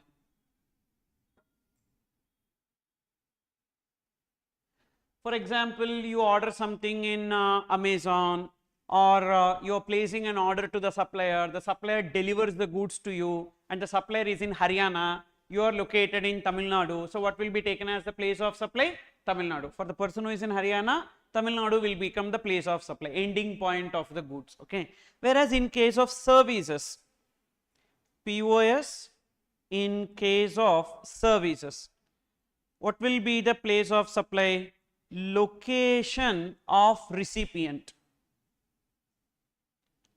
Location of recipient will be taken as place of supply in case of services, usually or generally, in the absence of specific information. So specific provisions we will be learning in future, but until that point of time, wherever it comes, general provisions is this. Okay. So for goods, what is the general provision? Ending point. For services, what is the general provision? Location of recipient. Okay. Now interstate supply. Interstate supply also we need to see these two factors, location of supplier and place of supply, if it is in two different states or two different union territories. What are the union territories that we have? You list. Andaman Nicobar, very good. Next, Lakshadweep, good. Daman, Diu, Dadra, Nagar Haveli. That is one union territory now. Daman, Diu, Dadra, Nagar Haveli. Next. Chandigarh. Chandigarh is one union territory. One more. Huh? Ladakh. Ladakh is also union territory. Good. Delhi is also union territory. Then Pondicherry is also union territory. Jammu and Kashmir is also union territory. Jammu and Kashmir is not a state. It's a union territory now. So total how many union territories we have? 8 union territories we have. In that 8 union territories, 3 union territories are given partial statehood, which means it will be functioning like a state only. For namesake only it is a union territory. It will work like a state, means we have assembly, chief minister, council of ministers, etc. and all. Example, so you take Pondicherry. In Pondicherry we have a chief minister, you know. We have council of ministers, assembly is there. It will function like a state. Like that, what are the 3 union territories which will function like a state? Already I told you Pondicherry. 2 more? Delhi. 1 more? Jammu and Kashmir. So there are 3 union territories with partial statehood which will be treated like a state. So therefore, in those 3 places, whether UT-GST is applicable or SGST is applicable, SGST is only applicable those 3 union territories. What are those 3 union territories? Delhi, Jammu and Kashmir, Pondicherry. These 3 places, it will be SGST, not UT-GST. But remaining 5 union territories we have now. What are the remaining 5 union territories? Andaman and Nicobar. Don't write. I will just show you. It is there in the book. I will show you. Andaman and Nicobar, Lakshadweep, Chandigarh, Ladakh, Daman, Diu, Dadra, Nagar Haveli. It will be union territory without state legislature. Purely it is union territory which is under central government. So the type of GST that is applicable in these places will be UT GST. Okay. So you can see this information here.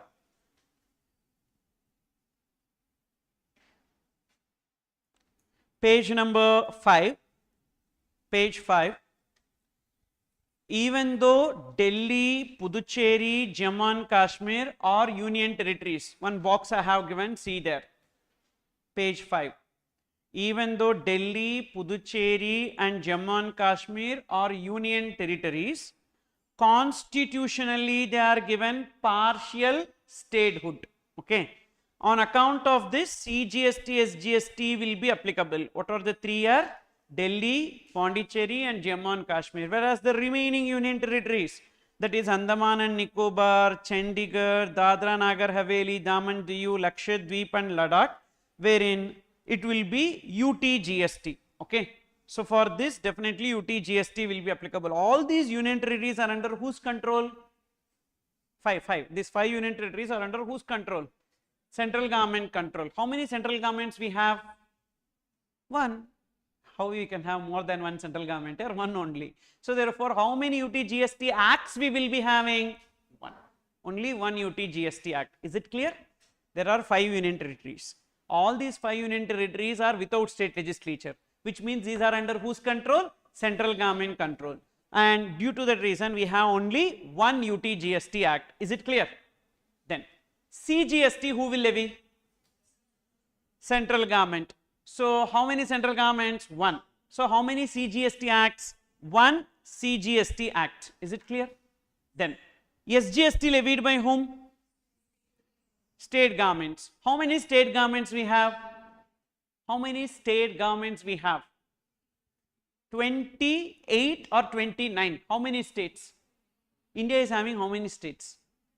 28, not 29. That one is Jammu and Kashmir. Now it is not a state. So therefore 28 states. Okay. Actually it was initially 28. When Andhra Pradesh got bifurcated into AP and Telangana, it became 29. But again when Jammu and Kashmir was converted into a union territory, now again the score came out to 28. Plus 3 union territories which are given partial statehood will also be treated like state. Correct? So what is the number now? 28 plus 3, 31. So we have 31 SGST acts. Is it clear? Then IGST. When IGST will be applicable? Interstate sale. Who will levy this IGST? Central government. IGST is not levied by state governments, it is levied by central government. And how many central governments again? One central government. Therefore, we have one IGST Act. Is it clear? For exam, sir, what we need to learn? IGST Act is there for your syllabus. CGST Act is also there for your syllabus. But UTGST Act and SGST Act is not there in your syllabus. So, you will not be learning UTGST and SGST Act related provisions. So, when, sir, we will be learning that? You don't have to learn that. You don't have to learn that. Why? Whatever provisions that are there in CGST, the same provisions will be there in SGST also. Okay. You know how SGST Act is created? CGST Act, Control A, select all, Control C, okay. Then open another Word document, Control V. In that, find central, replace it with that state, okay. Save as SGST Act. You understood? Same, literally same. Here section 7 supply means there also section 7 supply. Here section 10 is composition scheme means there also section 10 will be composition scheme. Are you understanding this? So, you don't have to learn SGST Act at all, because whatever is there in CGST, the same will be there in SGST. Whatever is there in CGST, the same will be there in UTGST also. You understood? Only difference is what? UTGST will not have the reference of a state, we will have the reference of a union territory, and government will be same government only, central government only. So, therefore, UTGST Act also you don't have to learn anything. Is it clear? And IGST Act, we have only few sections. Remaining provisions of CGST will be made applicable to IGST. Got it? So, which is the biggest act actually speaking? CGST Act. And lot of chapters we will be having only CGST Act. Only few sections of IGST Act is there. Wherever it is IGST Act, I will stress that even you have to remember the IGST Act section separately. But otherwise, any section that we are referring to will be of CGST Act. Okay, if I say section 7, section 10 or section 12, like that if I am telling means it will be of which act? CGST Act. If it is IGST Act, I will stress section 7 of IGST Act, section 16 of IGST Act, like that I will stress that. Otherwise, all sections will be of CGST Act. Is it clear? Now, why IGST is being levied and what will happen to the dual GST objective? So, India follows what model? Dual GST model. Dual GST model means central government will take and state government will take. But when it comes to interstate supply, IGST is levied by central government. Will it retain 100%? No, it will not retain 100%. It has to give 50% to the state because of dual GST model. Is it clear? Because of dual GST model, they cannot retain entire GSTR. IGST they may collect, but fully they cannot retain. They have to distribute 50%. To whom they need to distribute 50%? To the state. Which state? For example, location of supplier Tamil Nadu, place of supply Karnataka. It's an interstate supply, correct? Who will collect GST? IGST? Central government. This IGST collected by central government, 50% they will retain. Remaining 50% they need to give. To whom they will give? Tamil Nadu or Karnataka? Huh? Why Karnataka? Consuming state. So, GST is a destination based tax. Destination based tax means where the goods and services are consumed, to that state only the 50% revenue will go.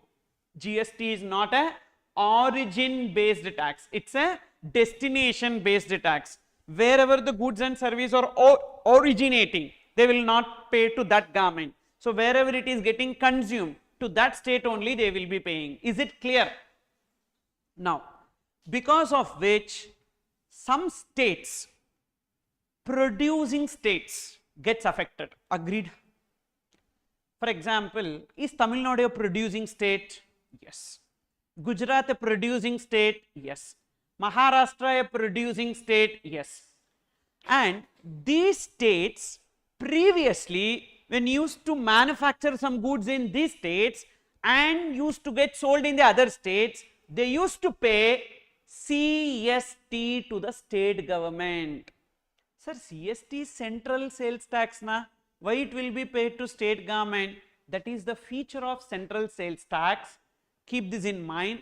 Central sales tax will be levied by central government, but it is collected and retained by state government. Is it clear? So who will levy central sales tax? Central government, but it will be collected and retained by which government? State government. So therefore, previously same transaction, goods manufactured in Tamil Nadu, sold in Karnataka, what was the tax name? CST. And which government used to collect CST? Tamil Nadu government used to collect CST. Now, after implementation of GST, this sale will be interstate sale, correct? Interstate supply. What is the type of GST? IGST. Who will be collecting? Central government, and 50% given to Karnataka. But Tamil Nadu government's revenue gets affected because of this. Agreed. Not only Tamil Nadu, every producing state's revenue gets affected because of this. So because GST became a destination based consumption tax. Then people, that lot of producing states, they approached the central government at the time and they asked the central government, like, no, our revenue is getting affected. Previously we used to have CST, fully we used to enjoy. Now our revenue gets affected. Definitely we will not agree to this. But for which central government is making a counter argument that previously service tax was fully collected by central government. Now in that services also we are giving you 50%. Previously central excise duty was fully collected by central government. In that also we are giving you 50%. So then what is your problem? No, we will not be okay with that, because we don't know how much revenue we will be getting in future. So therefore we will not agree to this. That's where, so government, central government gave a promise to the state governments. What is that? Do not worry. If at all there is any loss to your existing revenue from implementation of GST, we will compensate that loss to you. You got it? If there is any loss, to whom? To whom? States. On account of what? Implementation of GST. Loss of what? Loss of what? Existing revenue. What revenue? Total revenue or indirect tax revenue? Indirect tax revenue. Okay. Who is going to compensate whom? Central government is going to compensate the state governments. Now state governments agreed for implementation of GST. No issue. So the main issue that they were having was that so our revenue gets affected because GST 50% we have to share with you, so we will not agree for the implementation. But now they gave a promise, central government gave a promise to the state government, if there is any loss of revenue on account of implementation of GST, so we will compensate that loss. So therefore state governments agreed for that. Now what central government did, they came out with a new law called as GST Compensation to States Act 2017.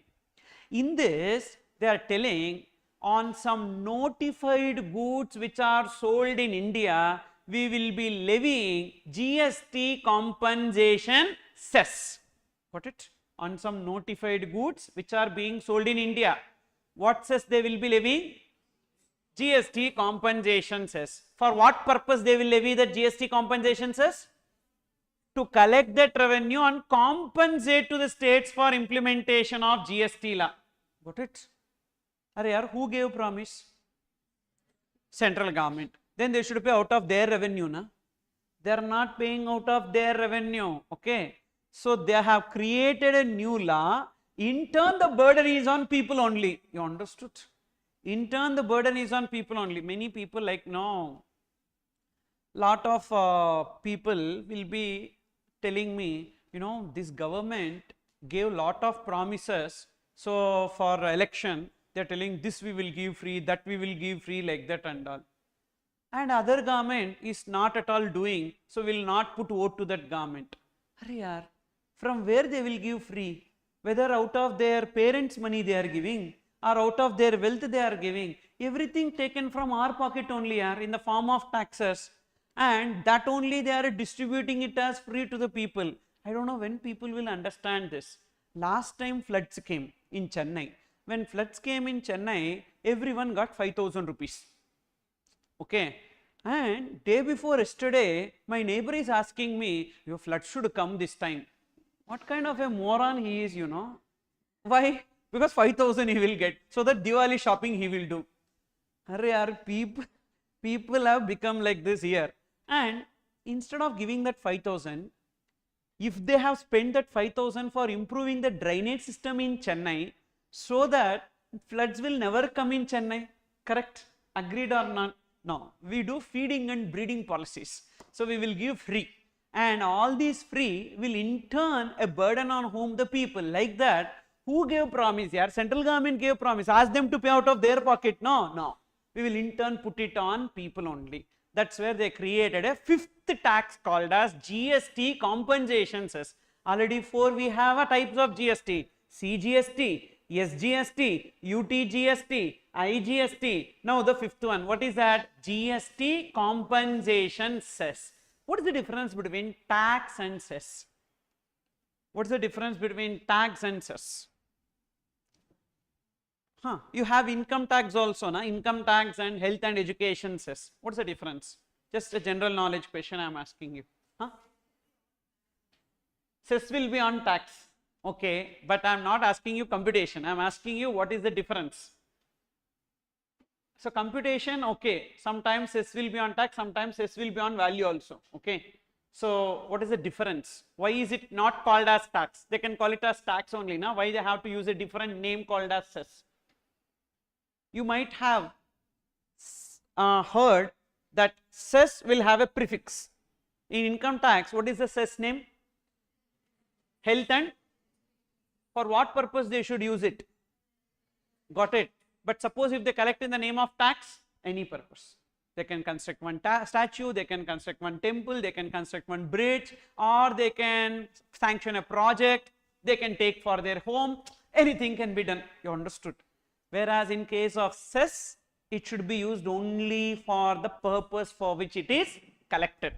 Like that, GST compensation cess. For what purpose? Only for payment of compensation to states. Is it clear? So they created this GST compensation cess. So what happened, sir? Many things happened because of that. Now, I know that like you might have heard this, or you might have seen this somewhere, but I am just explaining this to you again. You know, if you are buying a SUV, so lot of SUVs are being launched now today market. What could be the price of an SUV? I am talking about X showroom price. For example, Mahindra Thar, like that one vehicle is there. You know that? Mahindra Thar rocks. Recently they have launched a nice car, very good car it is. Especially for Chennai, it is good car. We have water every now and then. So therefore, it is a good car here, and for the roads and all also, height, and two-wheelers will not come, hit and put a scratch and go. Okay, so good vehicle, rough and tough vehicle. Actually in Chennai and all, we should have a lot of shields to the vehicle. Okay, like death race, like that one movie is there, you know that. Suddenly when we press the button, swing like that it will come. You know, auto, bikes and all, when it is coming near, we have to press that button. You know, people will hit and go your vehicle. They will not see whether you are having a BMW or Benz or luxury car. No, auto swing like this it will go. Okay, and therefore this car is best for Chennai. And SUV, you know what is the Thar Rock's price is somewhere like 10 lakhs. 10 lakhs, sir? Just that much only? Yes, 10 lakhs only. 10 lakhs. But GST is 28%. That is 2,80,000. And GST compensation cess is there.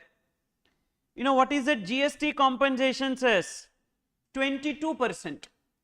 2,20,000. So this itself is 5 lakhs. Correct? So when you buy Mahindra Thar, you will get Alto car free. Okay. Inside that Mahindra Thar only it is there. You understood? 5 lakhs here. 5 lakhs we are paying as GST. 2,80,000 GST and 2,20,000 you are paying as GST compensations as 5 lakhs. On the top of this, registration charges, close to 1 lakh to 1.5 lakh registration charges. Insurance, first time insurance will be costly. So that, all these things. Then road tax we need to pay. And like that, it will come to somewhere like 20 lakhs. Okay, that 5 lakhs is other things. insurance, thereafter road tax, registration charges, everything will come to 20 lakhs like that. You understood? So GST itself is close to 5 lakhs that we are paying on SUVs today. And this is the impact of GST compensation cess. Yes, on motor vehicles it is GST compensation cess. Sir, what government is going to do with this 2,20,000 collected, sir? This 2,80,000, okay, 1,40,000 will go to central government, 1,40,000 will go to state government. But what about this 2,20,000? They will be giving it as compensation to the states for, loss of revenue on account of implementation of GST. Which state, sir? From whichever state they collected, to that state only they will give. No, not at all. 1 rupee also Tamil Nadu will not get as compensation cess, because we already have good revenue in GST. So it will go to some states like Bihar, West Bengal, or some other states like that, where they are not at all paying GST. So the revenue will automatically come down. So that compensation will be paid out of this revenue. Is it clear or not? Tamil Nadu also received compensation. You know when? During COVID time.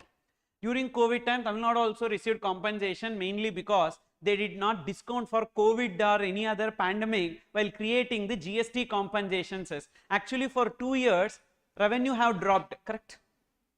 What we were doing? We were clapping, lighting lamp, etc. and all. In COVID, what business we did? We did not do anything, correct?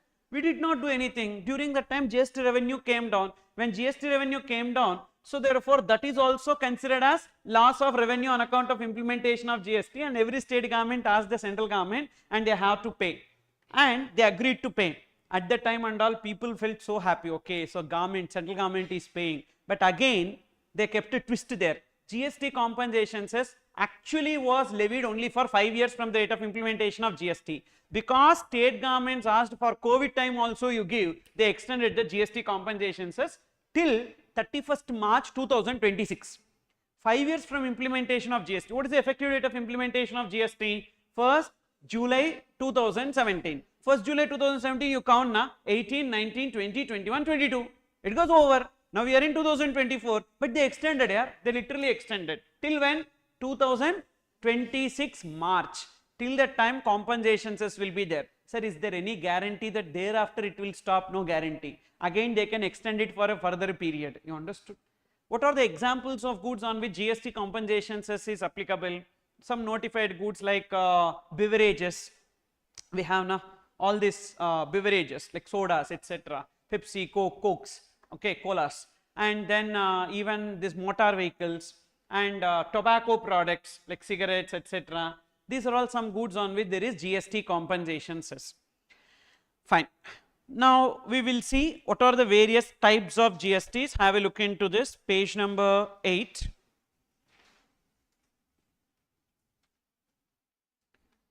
CGST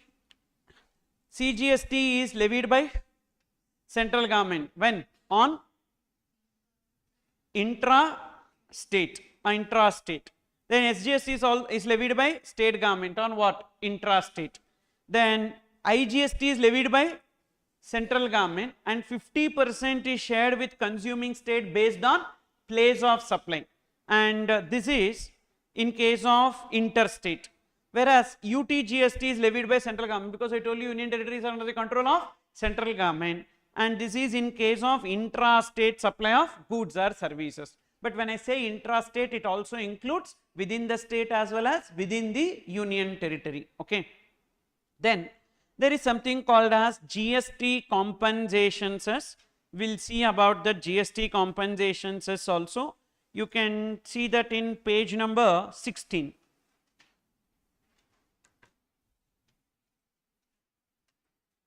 So there is one query to one friend. So road tax is not subsumed in GST because levied by respect to RTO. RTO is not under state government. No, RTO is under state government, but not all levies of state government got subsumed in GST. Na? Not all levies. RTO, road transport, department is actually under state government. It's a department of state government. But why road tax is not subsumed into GST? Same reason, only 6. In that 6, road tax is not there, correct? Lottery betting, gambling, then purchase tax, octroi, purchase tax only, octroi, value added tax, entertainment tax, luxury tax, advertisement tax. Road tax is not there. So road tax is not subsumed into GST. Okay, next. See this GST compensation to states act. Compensation cess is leviable on intra or interstate supplies or both. Both. Whether you buy car within Tamil Nadu or you buy car from other state. Okay. Lot of people go and purchase car in Pondicherry. You know that? Why? Road tax is less there. Okay. And they used to buy. Previously, it was for a different reason. Taxes was also less. VAT and all was not there. In Tamil Nadu, VAT was there. I am talking about before 2017. But recent past, if you see, few years before and all, people stopped that. They will buy either here or Pondicherry, there was no difference. But before and all, I used to see almost every luxury vehicle in Chennai, it used to be PY registration, Pondicherry registration. Because value added tax was not there in that place. Value added tax will be levied by state government. Pondicherry, they have not levied. Like how today liquor rate is comparatively less over there, like that vehicles also. But nowadays, everywhere it is the same story. So whether you are making interstate purchase or intrastate purchase, it is compensation cess will be applicable. So compensation cess is on intra as well as inter, with a view to provide compensation to states. For what reason? Loss of revenue on account of what? Implementation of GST. And see this, as GST is a consumption based tax, the state in which consumption of goods or services happen will be eligible for revenue on supplies. As a result, which states are getting affected? Manufacturing states like Maharashtra, Tamil Nadu, Gujarat, Haryana, Karnataka are expected to face a decrease in revenue from indirect taxes. Yes, for example, we have Kerala, not a producing state. Kerala is a consuming state. You know that? We don't have factories in Kerala. Maybe some small scale industries could be there, but large manufacturing units are not there in Kerala. And people who belong to Kerala have shut down their factories in Kerala and they are opening up in Tamil Nadu and other states. Example, MRF. MRF, you know, Madras Rubber Factory. You know that, na? Tires. That owner is not from Tamil Nadu. That owner is from Kerala. Okay. And Maman Mapillai, his name is. And he is from Kerala. And long back, they have opened factory in Kerala also. Kottayam, one place in Kerala.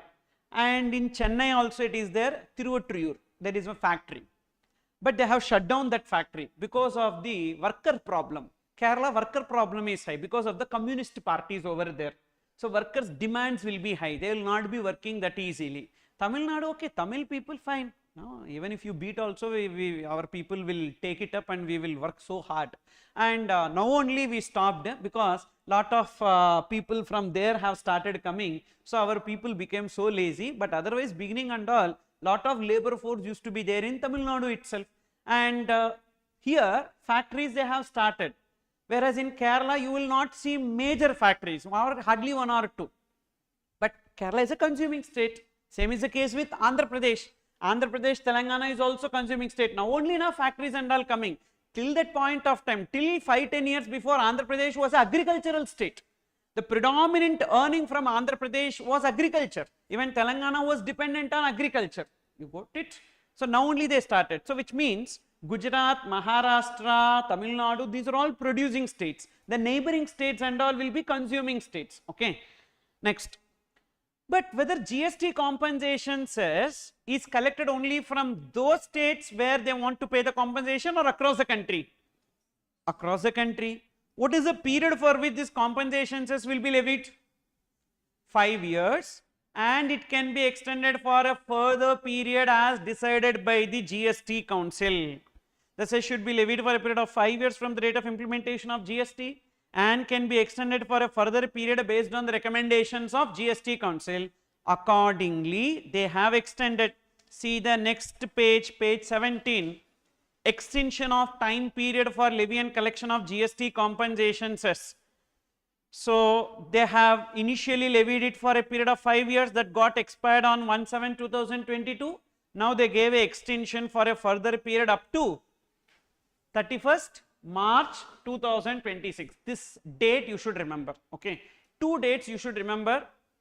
What is the date of implementation of GST? 1/7/2017, and GST compensation is applicable up to 31st March 2026. Can it be extended for a further period? Yes. Who should take the decision? GST Council. Okay. Now come back. What are the goods on which GST compensation cess is applicable? There is a big list, but this is just a illustrative list. Not that these are the only goods. There are a lot of goods. You don't have to remember what are those notified goods for exam purpose. For your exam purpose, you don't have to remember the list of goods. Just an example of the goods I have given. Okay. So pan masala, tobacco products, coal, aerated waters, motor vehicles and motor cars, etc. And GST compensation cess will be computed on the value or on the tax. For example, stages. Value is 5 lakhs. Value is 5 lakhs. GST at the rate of 18%, that will be 90,000. Now compensation cess, say at the rate of 12%, it will be computed on what? 5 lakh 90 or 90 or 5 lakhs? 5 lakhs. Okay. So madam, you told me na, cess is on tax, but not necessary. In this case, cess is on value, cess is not on tax. In income tax, cess is on tax.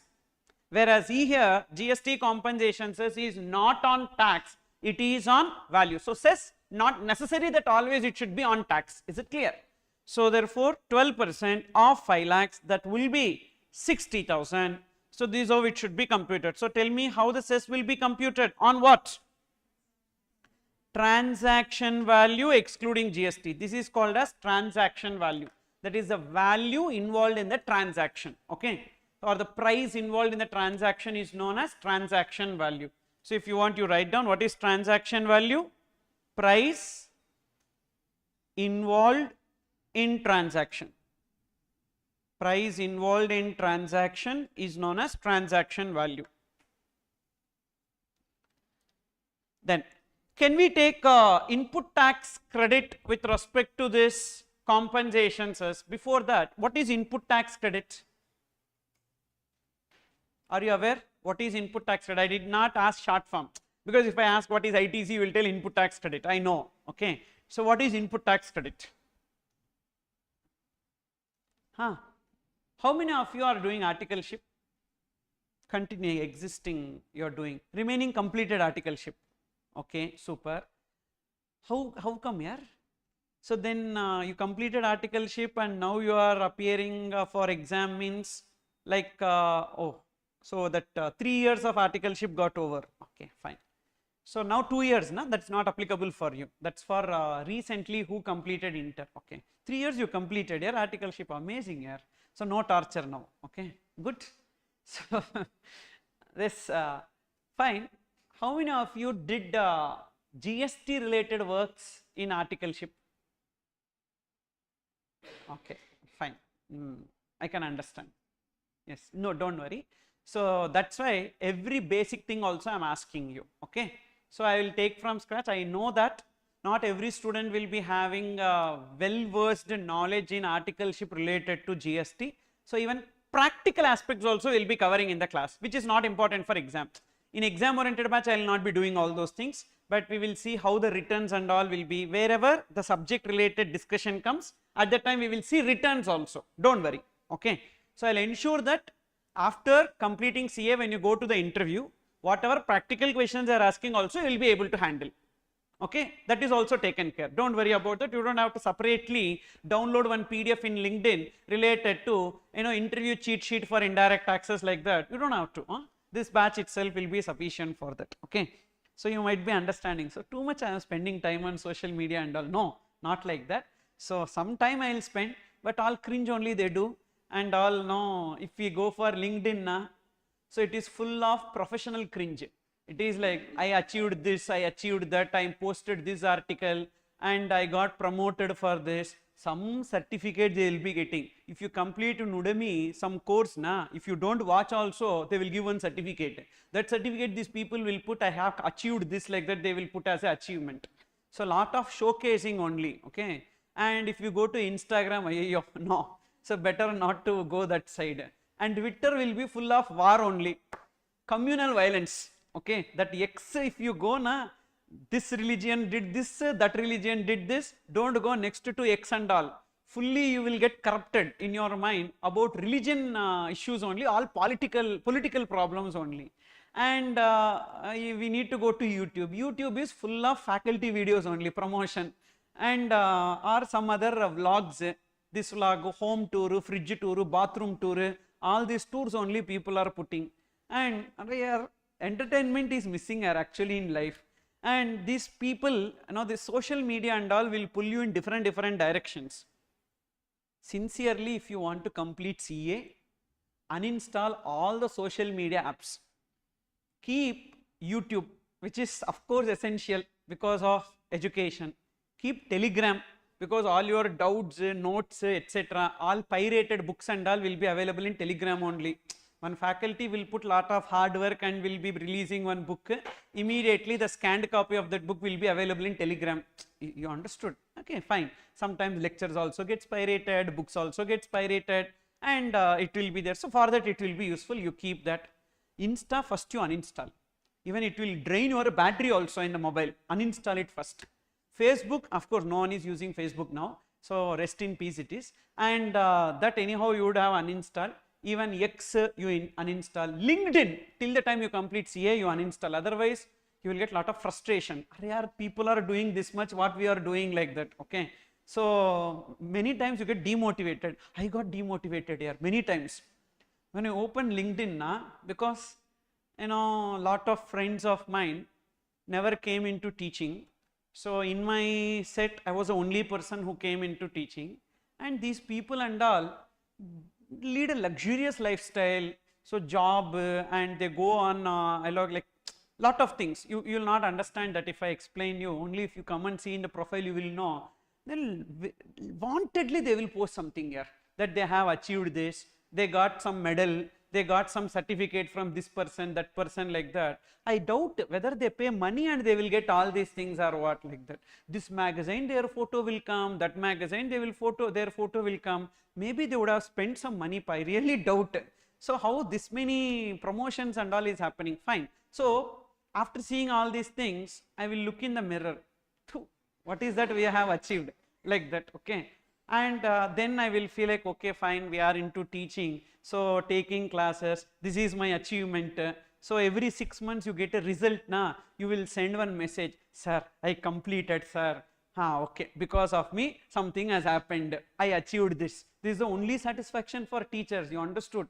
People around us and all, everyone will torture us here. Like teacher, we cannot proudly say, I am a teacher, like that. None of my relatives know that I am a teacher. You know that? Because if I say teacher, for them teacher will be like this primary teacher will be there, that feeling they will be having. They don't understand that we are a professional teacher. So never go into LinkedIn. You will get depression that day night. Okay. So first uninstall your Instagram and other things and all. Then only you will be happy in your life. Till the time you complete CA. This will distract and this will kill your time. Okay, another piece of advice, when you go to toilet, don't take mobile and go. Really, people, lot of people, those who can understand, they will understand. Okay, so don't take mobile and all to toilet. Beyond this, I don't want to speak anything about it. Okay, and that is also very required. No, don't do that. Okay, to the extent possible, keep away from your mobile and be with books. Of course, lot of content will be there in mobile only, but you have to control yourself. Whatever lectures and all you are watching, try to watch it in your desktop or laptop, etc. Mobile, don't watch any lectures. Problem is that you will be watching, ting, like that, one WhatsApp notification will come and you will click on that notification, you will see, then you will search that, your mind lost there. Then again you will see time, it will be 8:20. Okay, 10 minutes, exactly 8:30 I will come again and prepare. So 10 minutes let me spend and you will see other things, and that 8:20 will become 9:20. Fine, okay, we will sleep, we are tired, like that you will sleep. Gone, 1 hour you wasted. Okay, be careful. All these things, every 1 hour that you are preparing now is only going to give you the success in the future. All successful people are not the ones who prepared one day before the exam or watched 1.5 days revision plan and completed the exam. You understood? Don't get cheated. Okay. So you have to prepare and last minute you have to revise.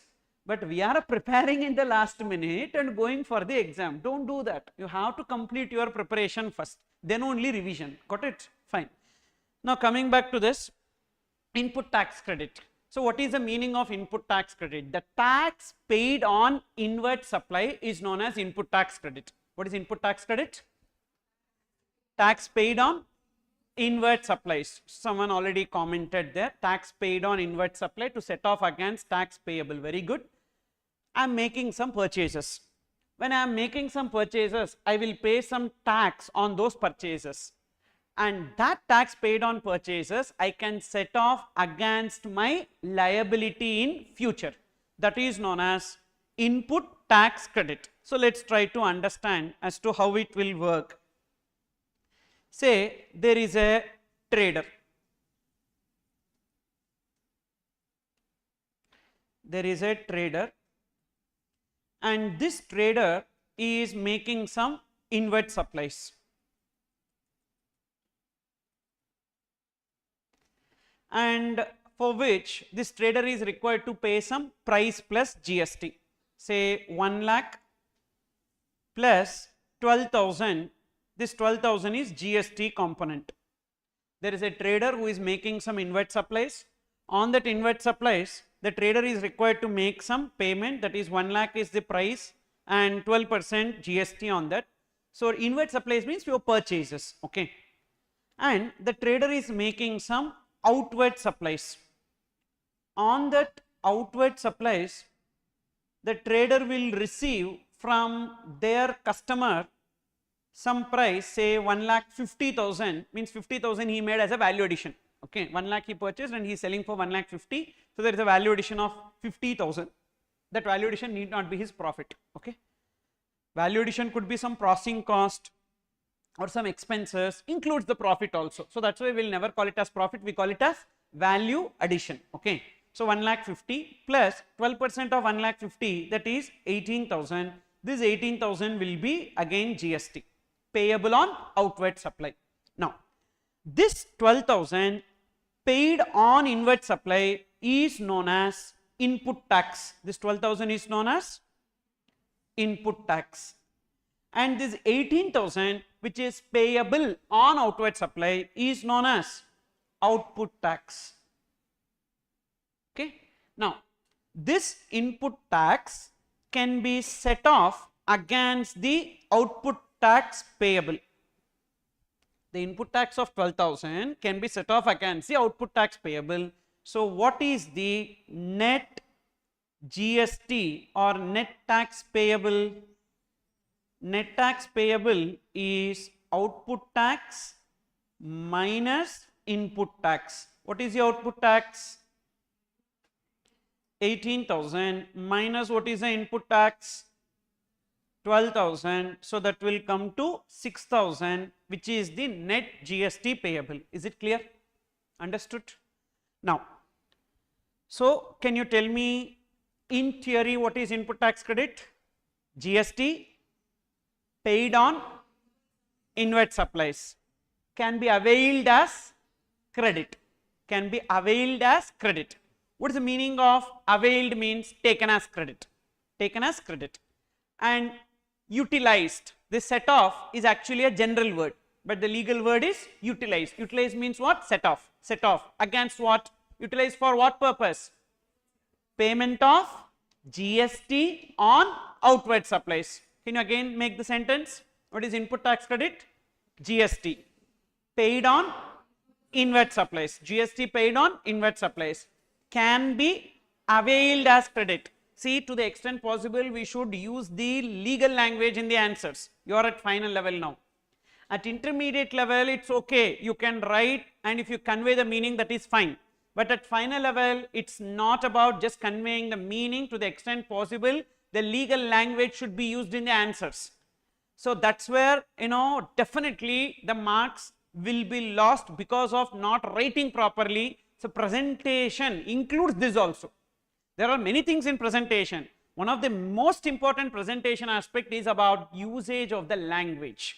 So that is, sir, I know English superbly, sir. Not that language. I am not talking about your English skills here. I am not talking about, no, there is one MP. So from Kerala, what is his name? I forgot. So if you need to read whatever he is writing, you need to have a dictionary. I forgot his name. Shashi Tharoor. Shashi Tharoor. So not that language I am talking about.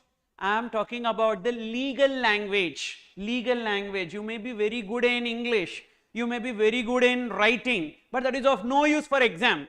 For exam, you have to use the legal language. Those words should come in the exam to the extent, at least 60 to 70%, not necessarily like by hearting that. That is not possible. That much we cannot by heart and all. To the extent possible, the words should be, because see, every valuer will not see the paper throughout the paper and then give the marks. Word by word, line by line. No, no one will have the time. What they do is that they quickly glance. When they glance, in the key there are certain words, and when they glance your answer sheet also, they are able to see those words, definitely they will give marks. You understood? Line by line, word by word, no one will read while evaluating. So those usage of the words, if they are able to see that, definitely you will get marks. That's why I will be advising to the students to please use the legal language to the extent possible. Okay, this also, don't use the word taken credit, use the word availed credit, availed credit. Don't use the word set off, use the word utilized for payment of GST on outward supplies. Is it clear? So come on, once again, what is input tax credit? GST paid on inward supplies can be availed as credit and utilized for payment of GST on outward supplies. Is it clear? Now that is fine. Now what is the journal entry for this inward supplies? Can you tell me? For this inward supply, what is the journal entry? So first we saw the logic, how it works.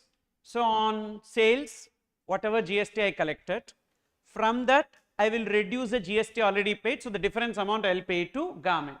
But how accounting wise it will work, let's see. Okay, so logic concept we understood, but let's put it into practice here.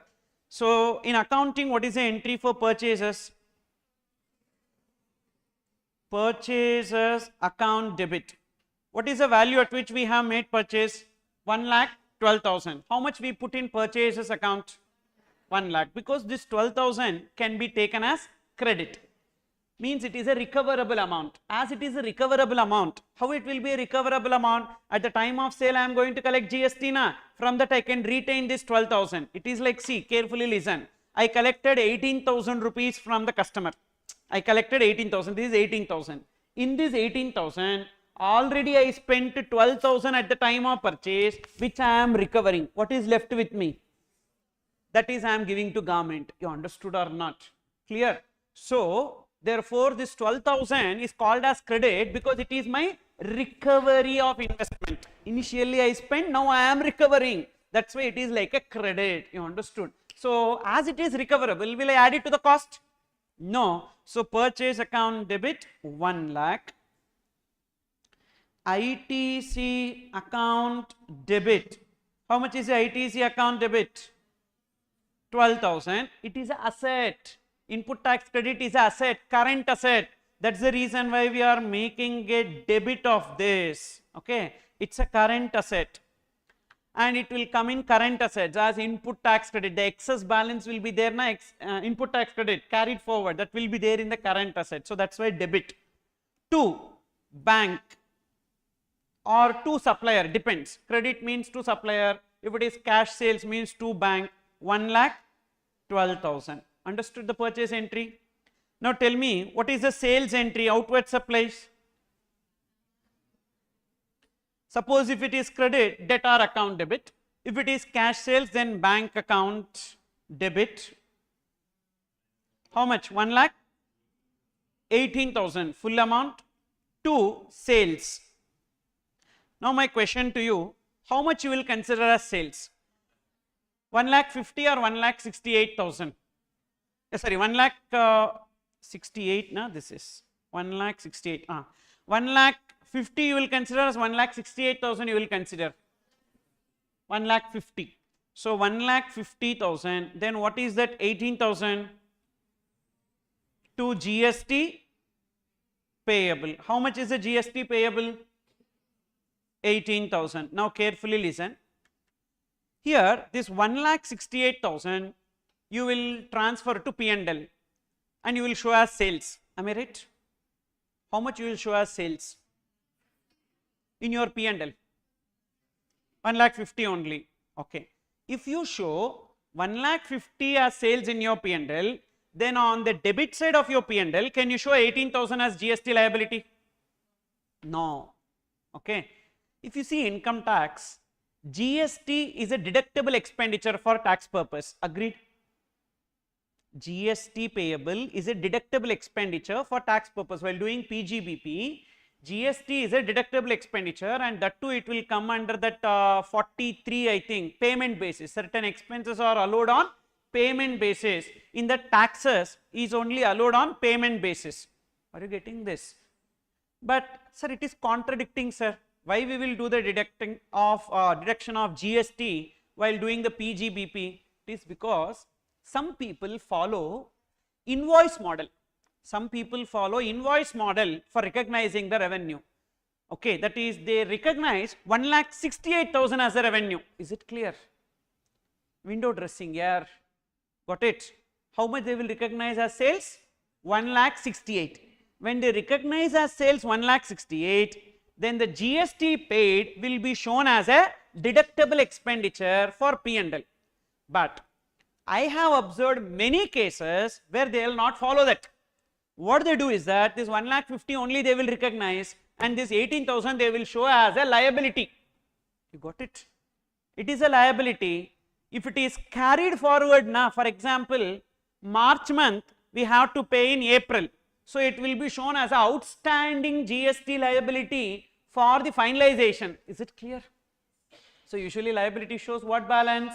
Credit balance. That's where to GST payable will be 18,000. So it is your current liability. Is it clear? Now you have to cancel your liability and you need to utilize your ITC. So what is the entry for utilization? GST payable account debit. GST payable account debit. How much is the GST payable account debit? 18,000.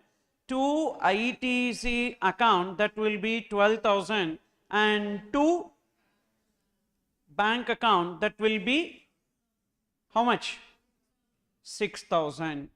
So GST payable account debit 18,000, to ITC you have set off. So liability you cancelled, asset also you have utilized. So the remaining 6,000 you are paying out of your pocket. You understood this accounting treatment? Logic also understood. So first from customer I am collecting 18,000. Already whatever GST at the time of purchase I paid, I am recovering. So what is the balance amount? 6,000 I am paying. Got it? This is how the input tax credit system will work. Any doubt in this? Clear? I am not discussing too much provisions about input tax credit, but the basic structure you understood, na? Now, at the time of purchase, I paid some compensation cess. Can I take that compensation cess also as credit like GST? Yes. Provided, carefully listen, provided I have GST compensation cess is my liability. Means on my outward supply also I should have compensation cess, then only I can take credit on compensation cess on my inward supply. For example, I am a car dealer. I buy a car from the manufacturer. Will he charge me compensation cess? Again I sell car to you. Will I charge compensation cess to you? In my liability compensation cess is there. So whatever compensation cess I paid at the time of purchase, I can take as ITC. Is it clear? Next, second example. I am in the renting of motor vehicles. Carefully listen. I am in the renting of motor vehicles. When I am giving the motor vehicle on rent, will I levy compensation cess? No. No, there is no compensation cess on renting of motor vehicles. For your information, you don't know that, so I am telling you. There is no levy of GST compensation cess on renting of motor vehicles. Now I am buying the car. When I am into the renting, I will buy the car na. I buy the car. Can I take ITC on the compensation cess paid at the time of purchase of the car? No. I cannot take. Why? Because in my outward supply there is no liability of compensation cess, so I cannot take ITC on the compensation cess. Is it clear? But can the compensation cess be taken as credit? Can the compensation cess be taken as credit? Yes, we can take it. But it should be utilized only for payment of compensation cess. Say this. Input tax credit can be availed on GST paid on inward supplies of the above mentioned notified goods. However, the credit of GST cess paid can be utilized only for payment of GST cess liability. For explaining what is utilization, credit, etc., I gave you all the discussion. Okay. Next. So, is it applicable for all goods and services or only notified goods? Remember, compensation cess is not applicable for services. Okay, underline that. Notified goods, not applicable for services. We don't have compensation cess on services. There is no compensation cess on service sector, only on goods, notified goods. And if you are under composition scheme, what is composition scheme? Rather than paying tax at the regular rates, a person who is under the composition scheme will pay tax at the reduced rates. At intermediate itself, you would have studied composition scheme, and the rate will be like 1% or 5%, like that they will be paying. Usually the regular rate will be like 12%, 18% or 28%. Rather, the person under composition scheme will pay 1% or 5%, like that. And they are making some supplies. Are they also required to pay compensation cess? No. So, because the rate applicable to them itself is a reduced rate of 1%, 5%. Na? So, due to that reason, compensation cess is not applicable. So, highlight that point. Except composition taxpayers. Except composition taxpayers, everyone, if they are supplying notified goods, they should pay compensation cess. Is it clear? So, when compensation cess is not applicable,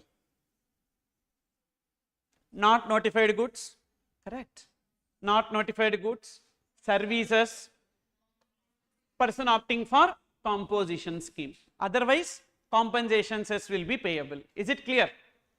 So, how it works, etc., and the remaining aspects of this introduction, so that we will continue in our next class. Okay.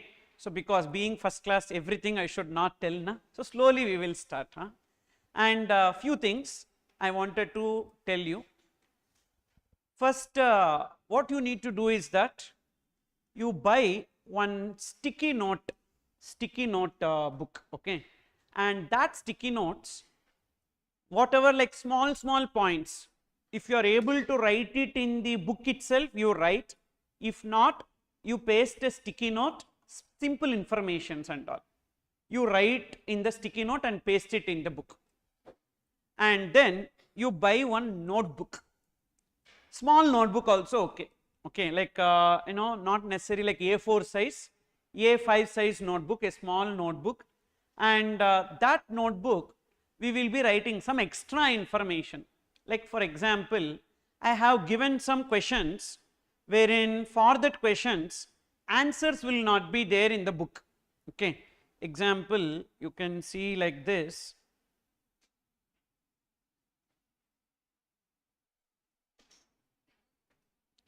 Here I gave one question, okay, and this question I have not given the answer.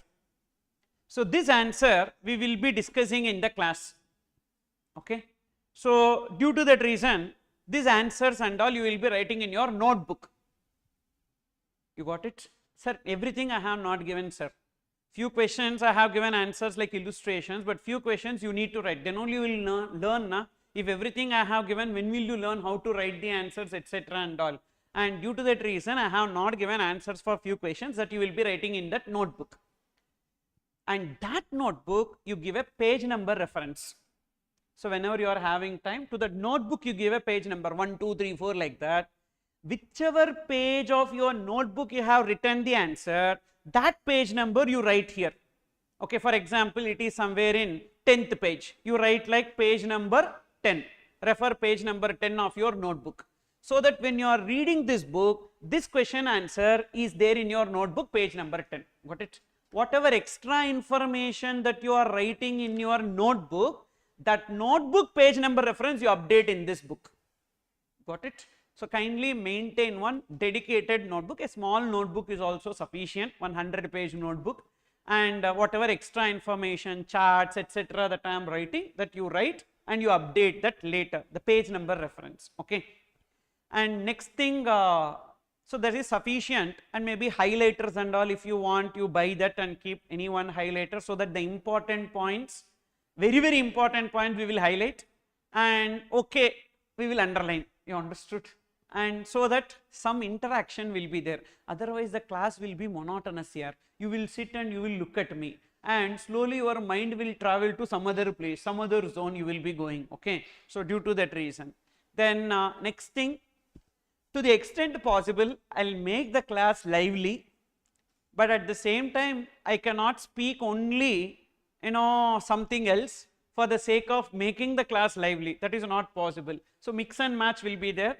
So when I am explaining too much concept and all, don't worry, I will go out and speak something and I will quickly come back. Okay. And not like 3 hours class, 1 hour I will take, and remaining 2 hours I will speak about my life journey, how it started, how it is going, etc. and all. No, don't worry about that.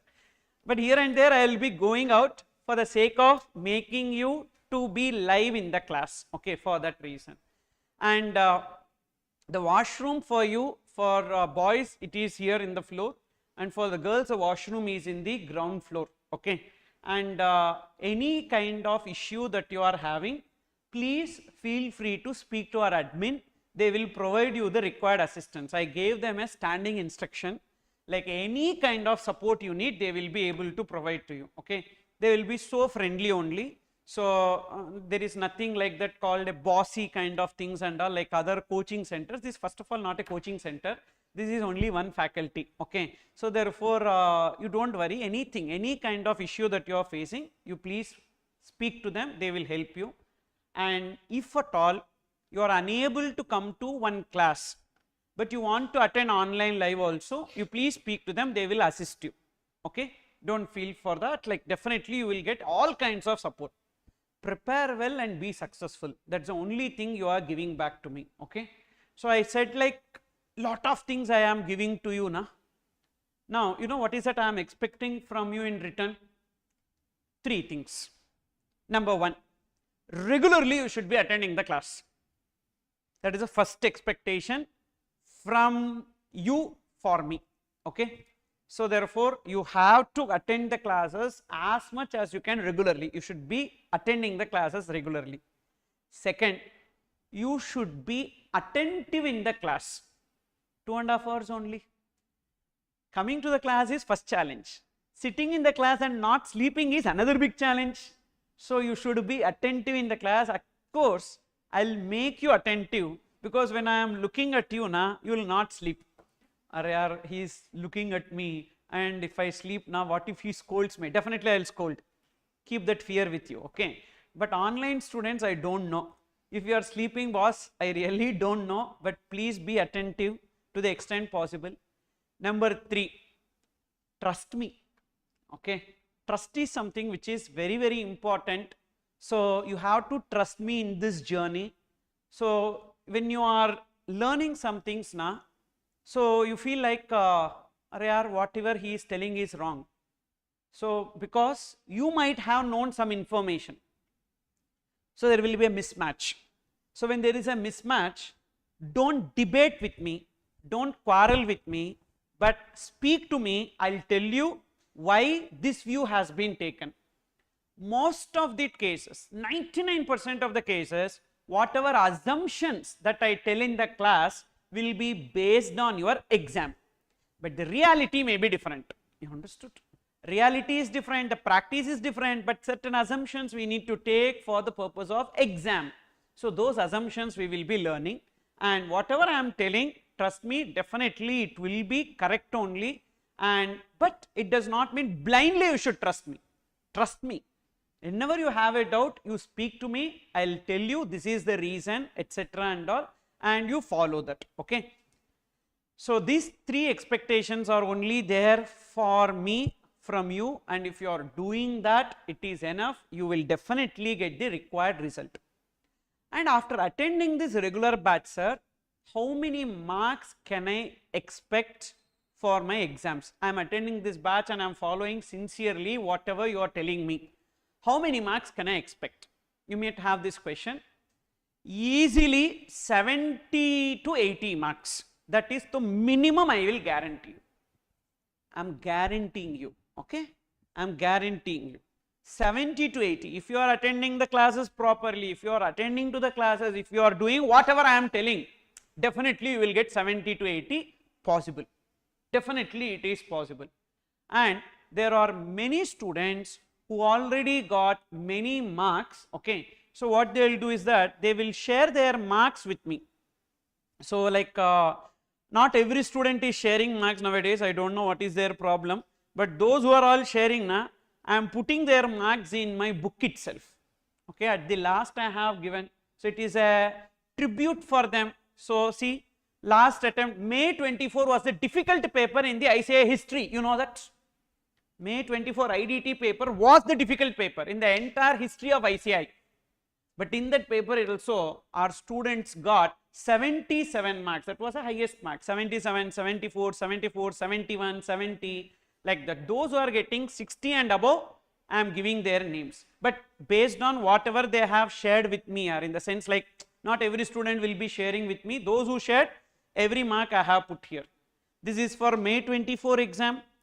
Even before that attempt, like November 23, okay, November 23, November 24 actually it is, November 24 they are writing. So before that May 24 it was November 23, at that time also, see many students got. And before that attempt, November 22 and May 23, that also I have given, because I cannot give before that and all, too much it will be, then that itself will, I have to publish one book and all. So last 3-4 attempts I have given for you. So I want your name also to come in this. Your name will come here. Why it will not come? Definitely it will come. These are all the students who attended the regular batches and exam oriented batches and they got this. If you are attending this batch, I can guarantee you 70 to 80, and it is proven. Many students have got, okay. Some students have got more than 70 also, like 81. Last attempt, one student Vignesh, last to before attempt, like November 23, one student got 81 marks, okay.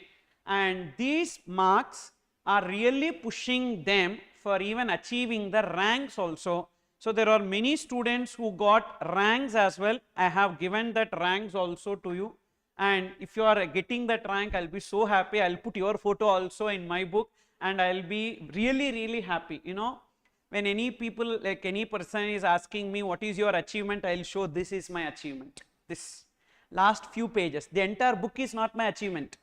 Entire book is not my achievement. This is only my achievement, okay. But again, it's not because of me. I am a teacher for them, so I am proud of them, okay. I will never take the credit, because I have to take the responsibility also for the students who fail. So I am neutral. So if you are achieving, I will be feeling so proud that see, I am taking the class to everyone same. But some people who are achieving means it is their hard work. I am so happy that I contributed for their hard work, okay. So I really wish that you all should get very good marks. I am not telling this on the last day of the class, I am telling this on the first day of the class. Because your preparation is proper, definitely you will be successful here, you will get marks here, okay. So as you join this, no further thoughts or doubts, etc. and all. Prepare well, attend the classes regularly and follow whatever I am telling, definitely you will be successful, okay. And tomorrow class, same timing, 6:15 to 8:45, Monday to Saturday it is 6:15 to 8:45, and on Sunday it will be morning 7:30 to 1:30. That is the class timings on Sundays. But don't worry, I will give you ample breaks. I will give you one breakfast break, and thereafter, like for every 1.5 hour, 2 hours, you will get one break, okay. So that will be there, and next few days the classes will not be there. For Diwali, 2 days we are not having classes, okay. that is 30 and 31st. 31st is Diwali, no? So 30 and 31st, so 2 days we are not having class. Again, in November month, it is because of my personal reasons, I am not taking the class for some 6 days. 6 days to 7 days I am not taking, like 1 week. That dates also I will tell you. But apart from that, all days classes will be there and it will be going. Anyhow, by the time Christmas, New Year come and all, our batch will be over. So thereafter there is no festives, etc. and all, I presume, correct? All over, na? So this Diwali, thereafter not big festival and all. So that is for New Year only, Christmas, New Year only. Before that itself our batch will get over. Okay? Thank you. We'll meet tomorrow. Take care. And the same batch will be useful for CMA also. If any of your friends are doing CMA, you can ask them to attend this. Even you please inform your friends also, if they are planning for Google Drive, push them for face to face. Okay? Thank you.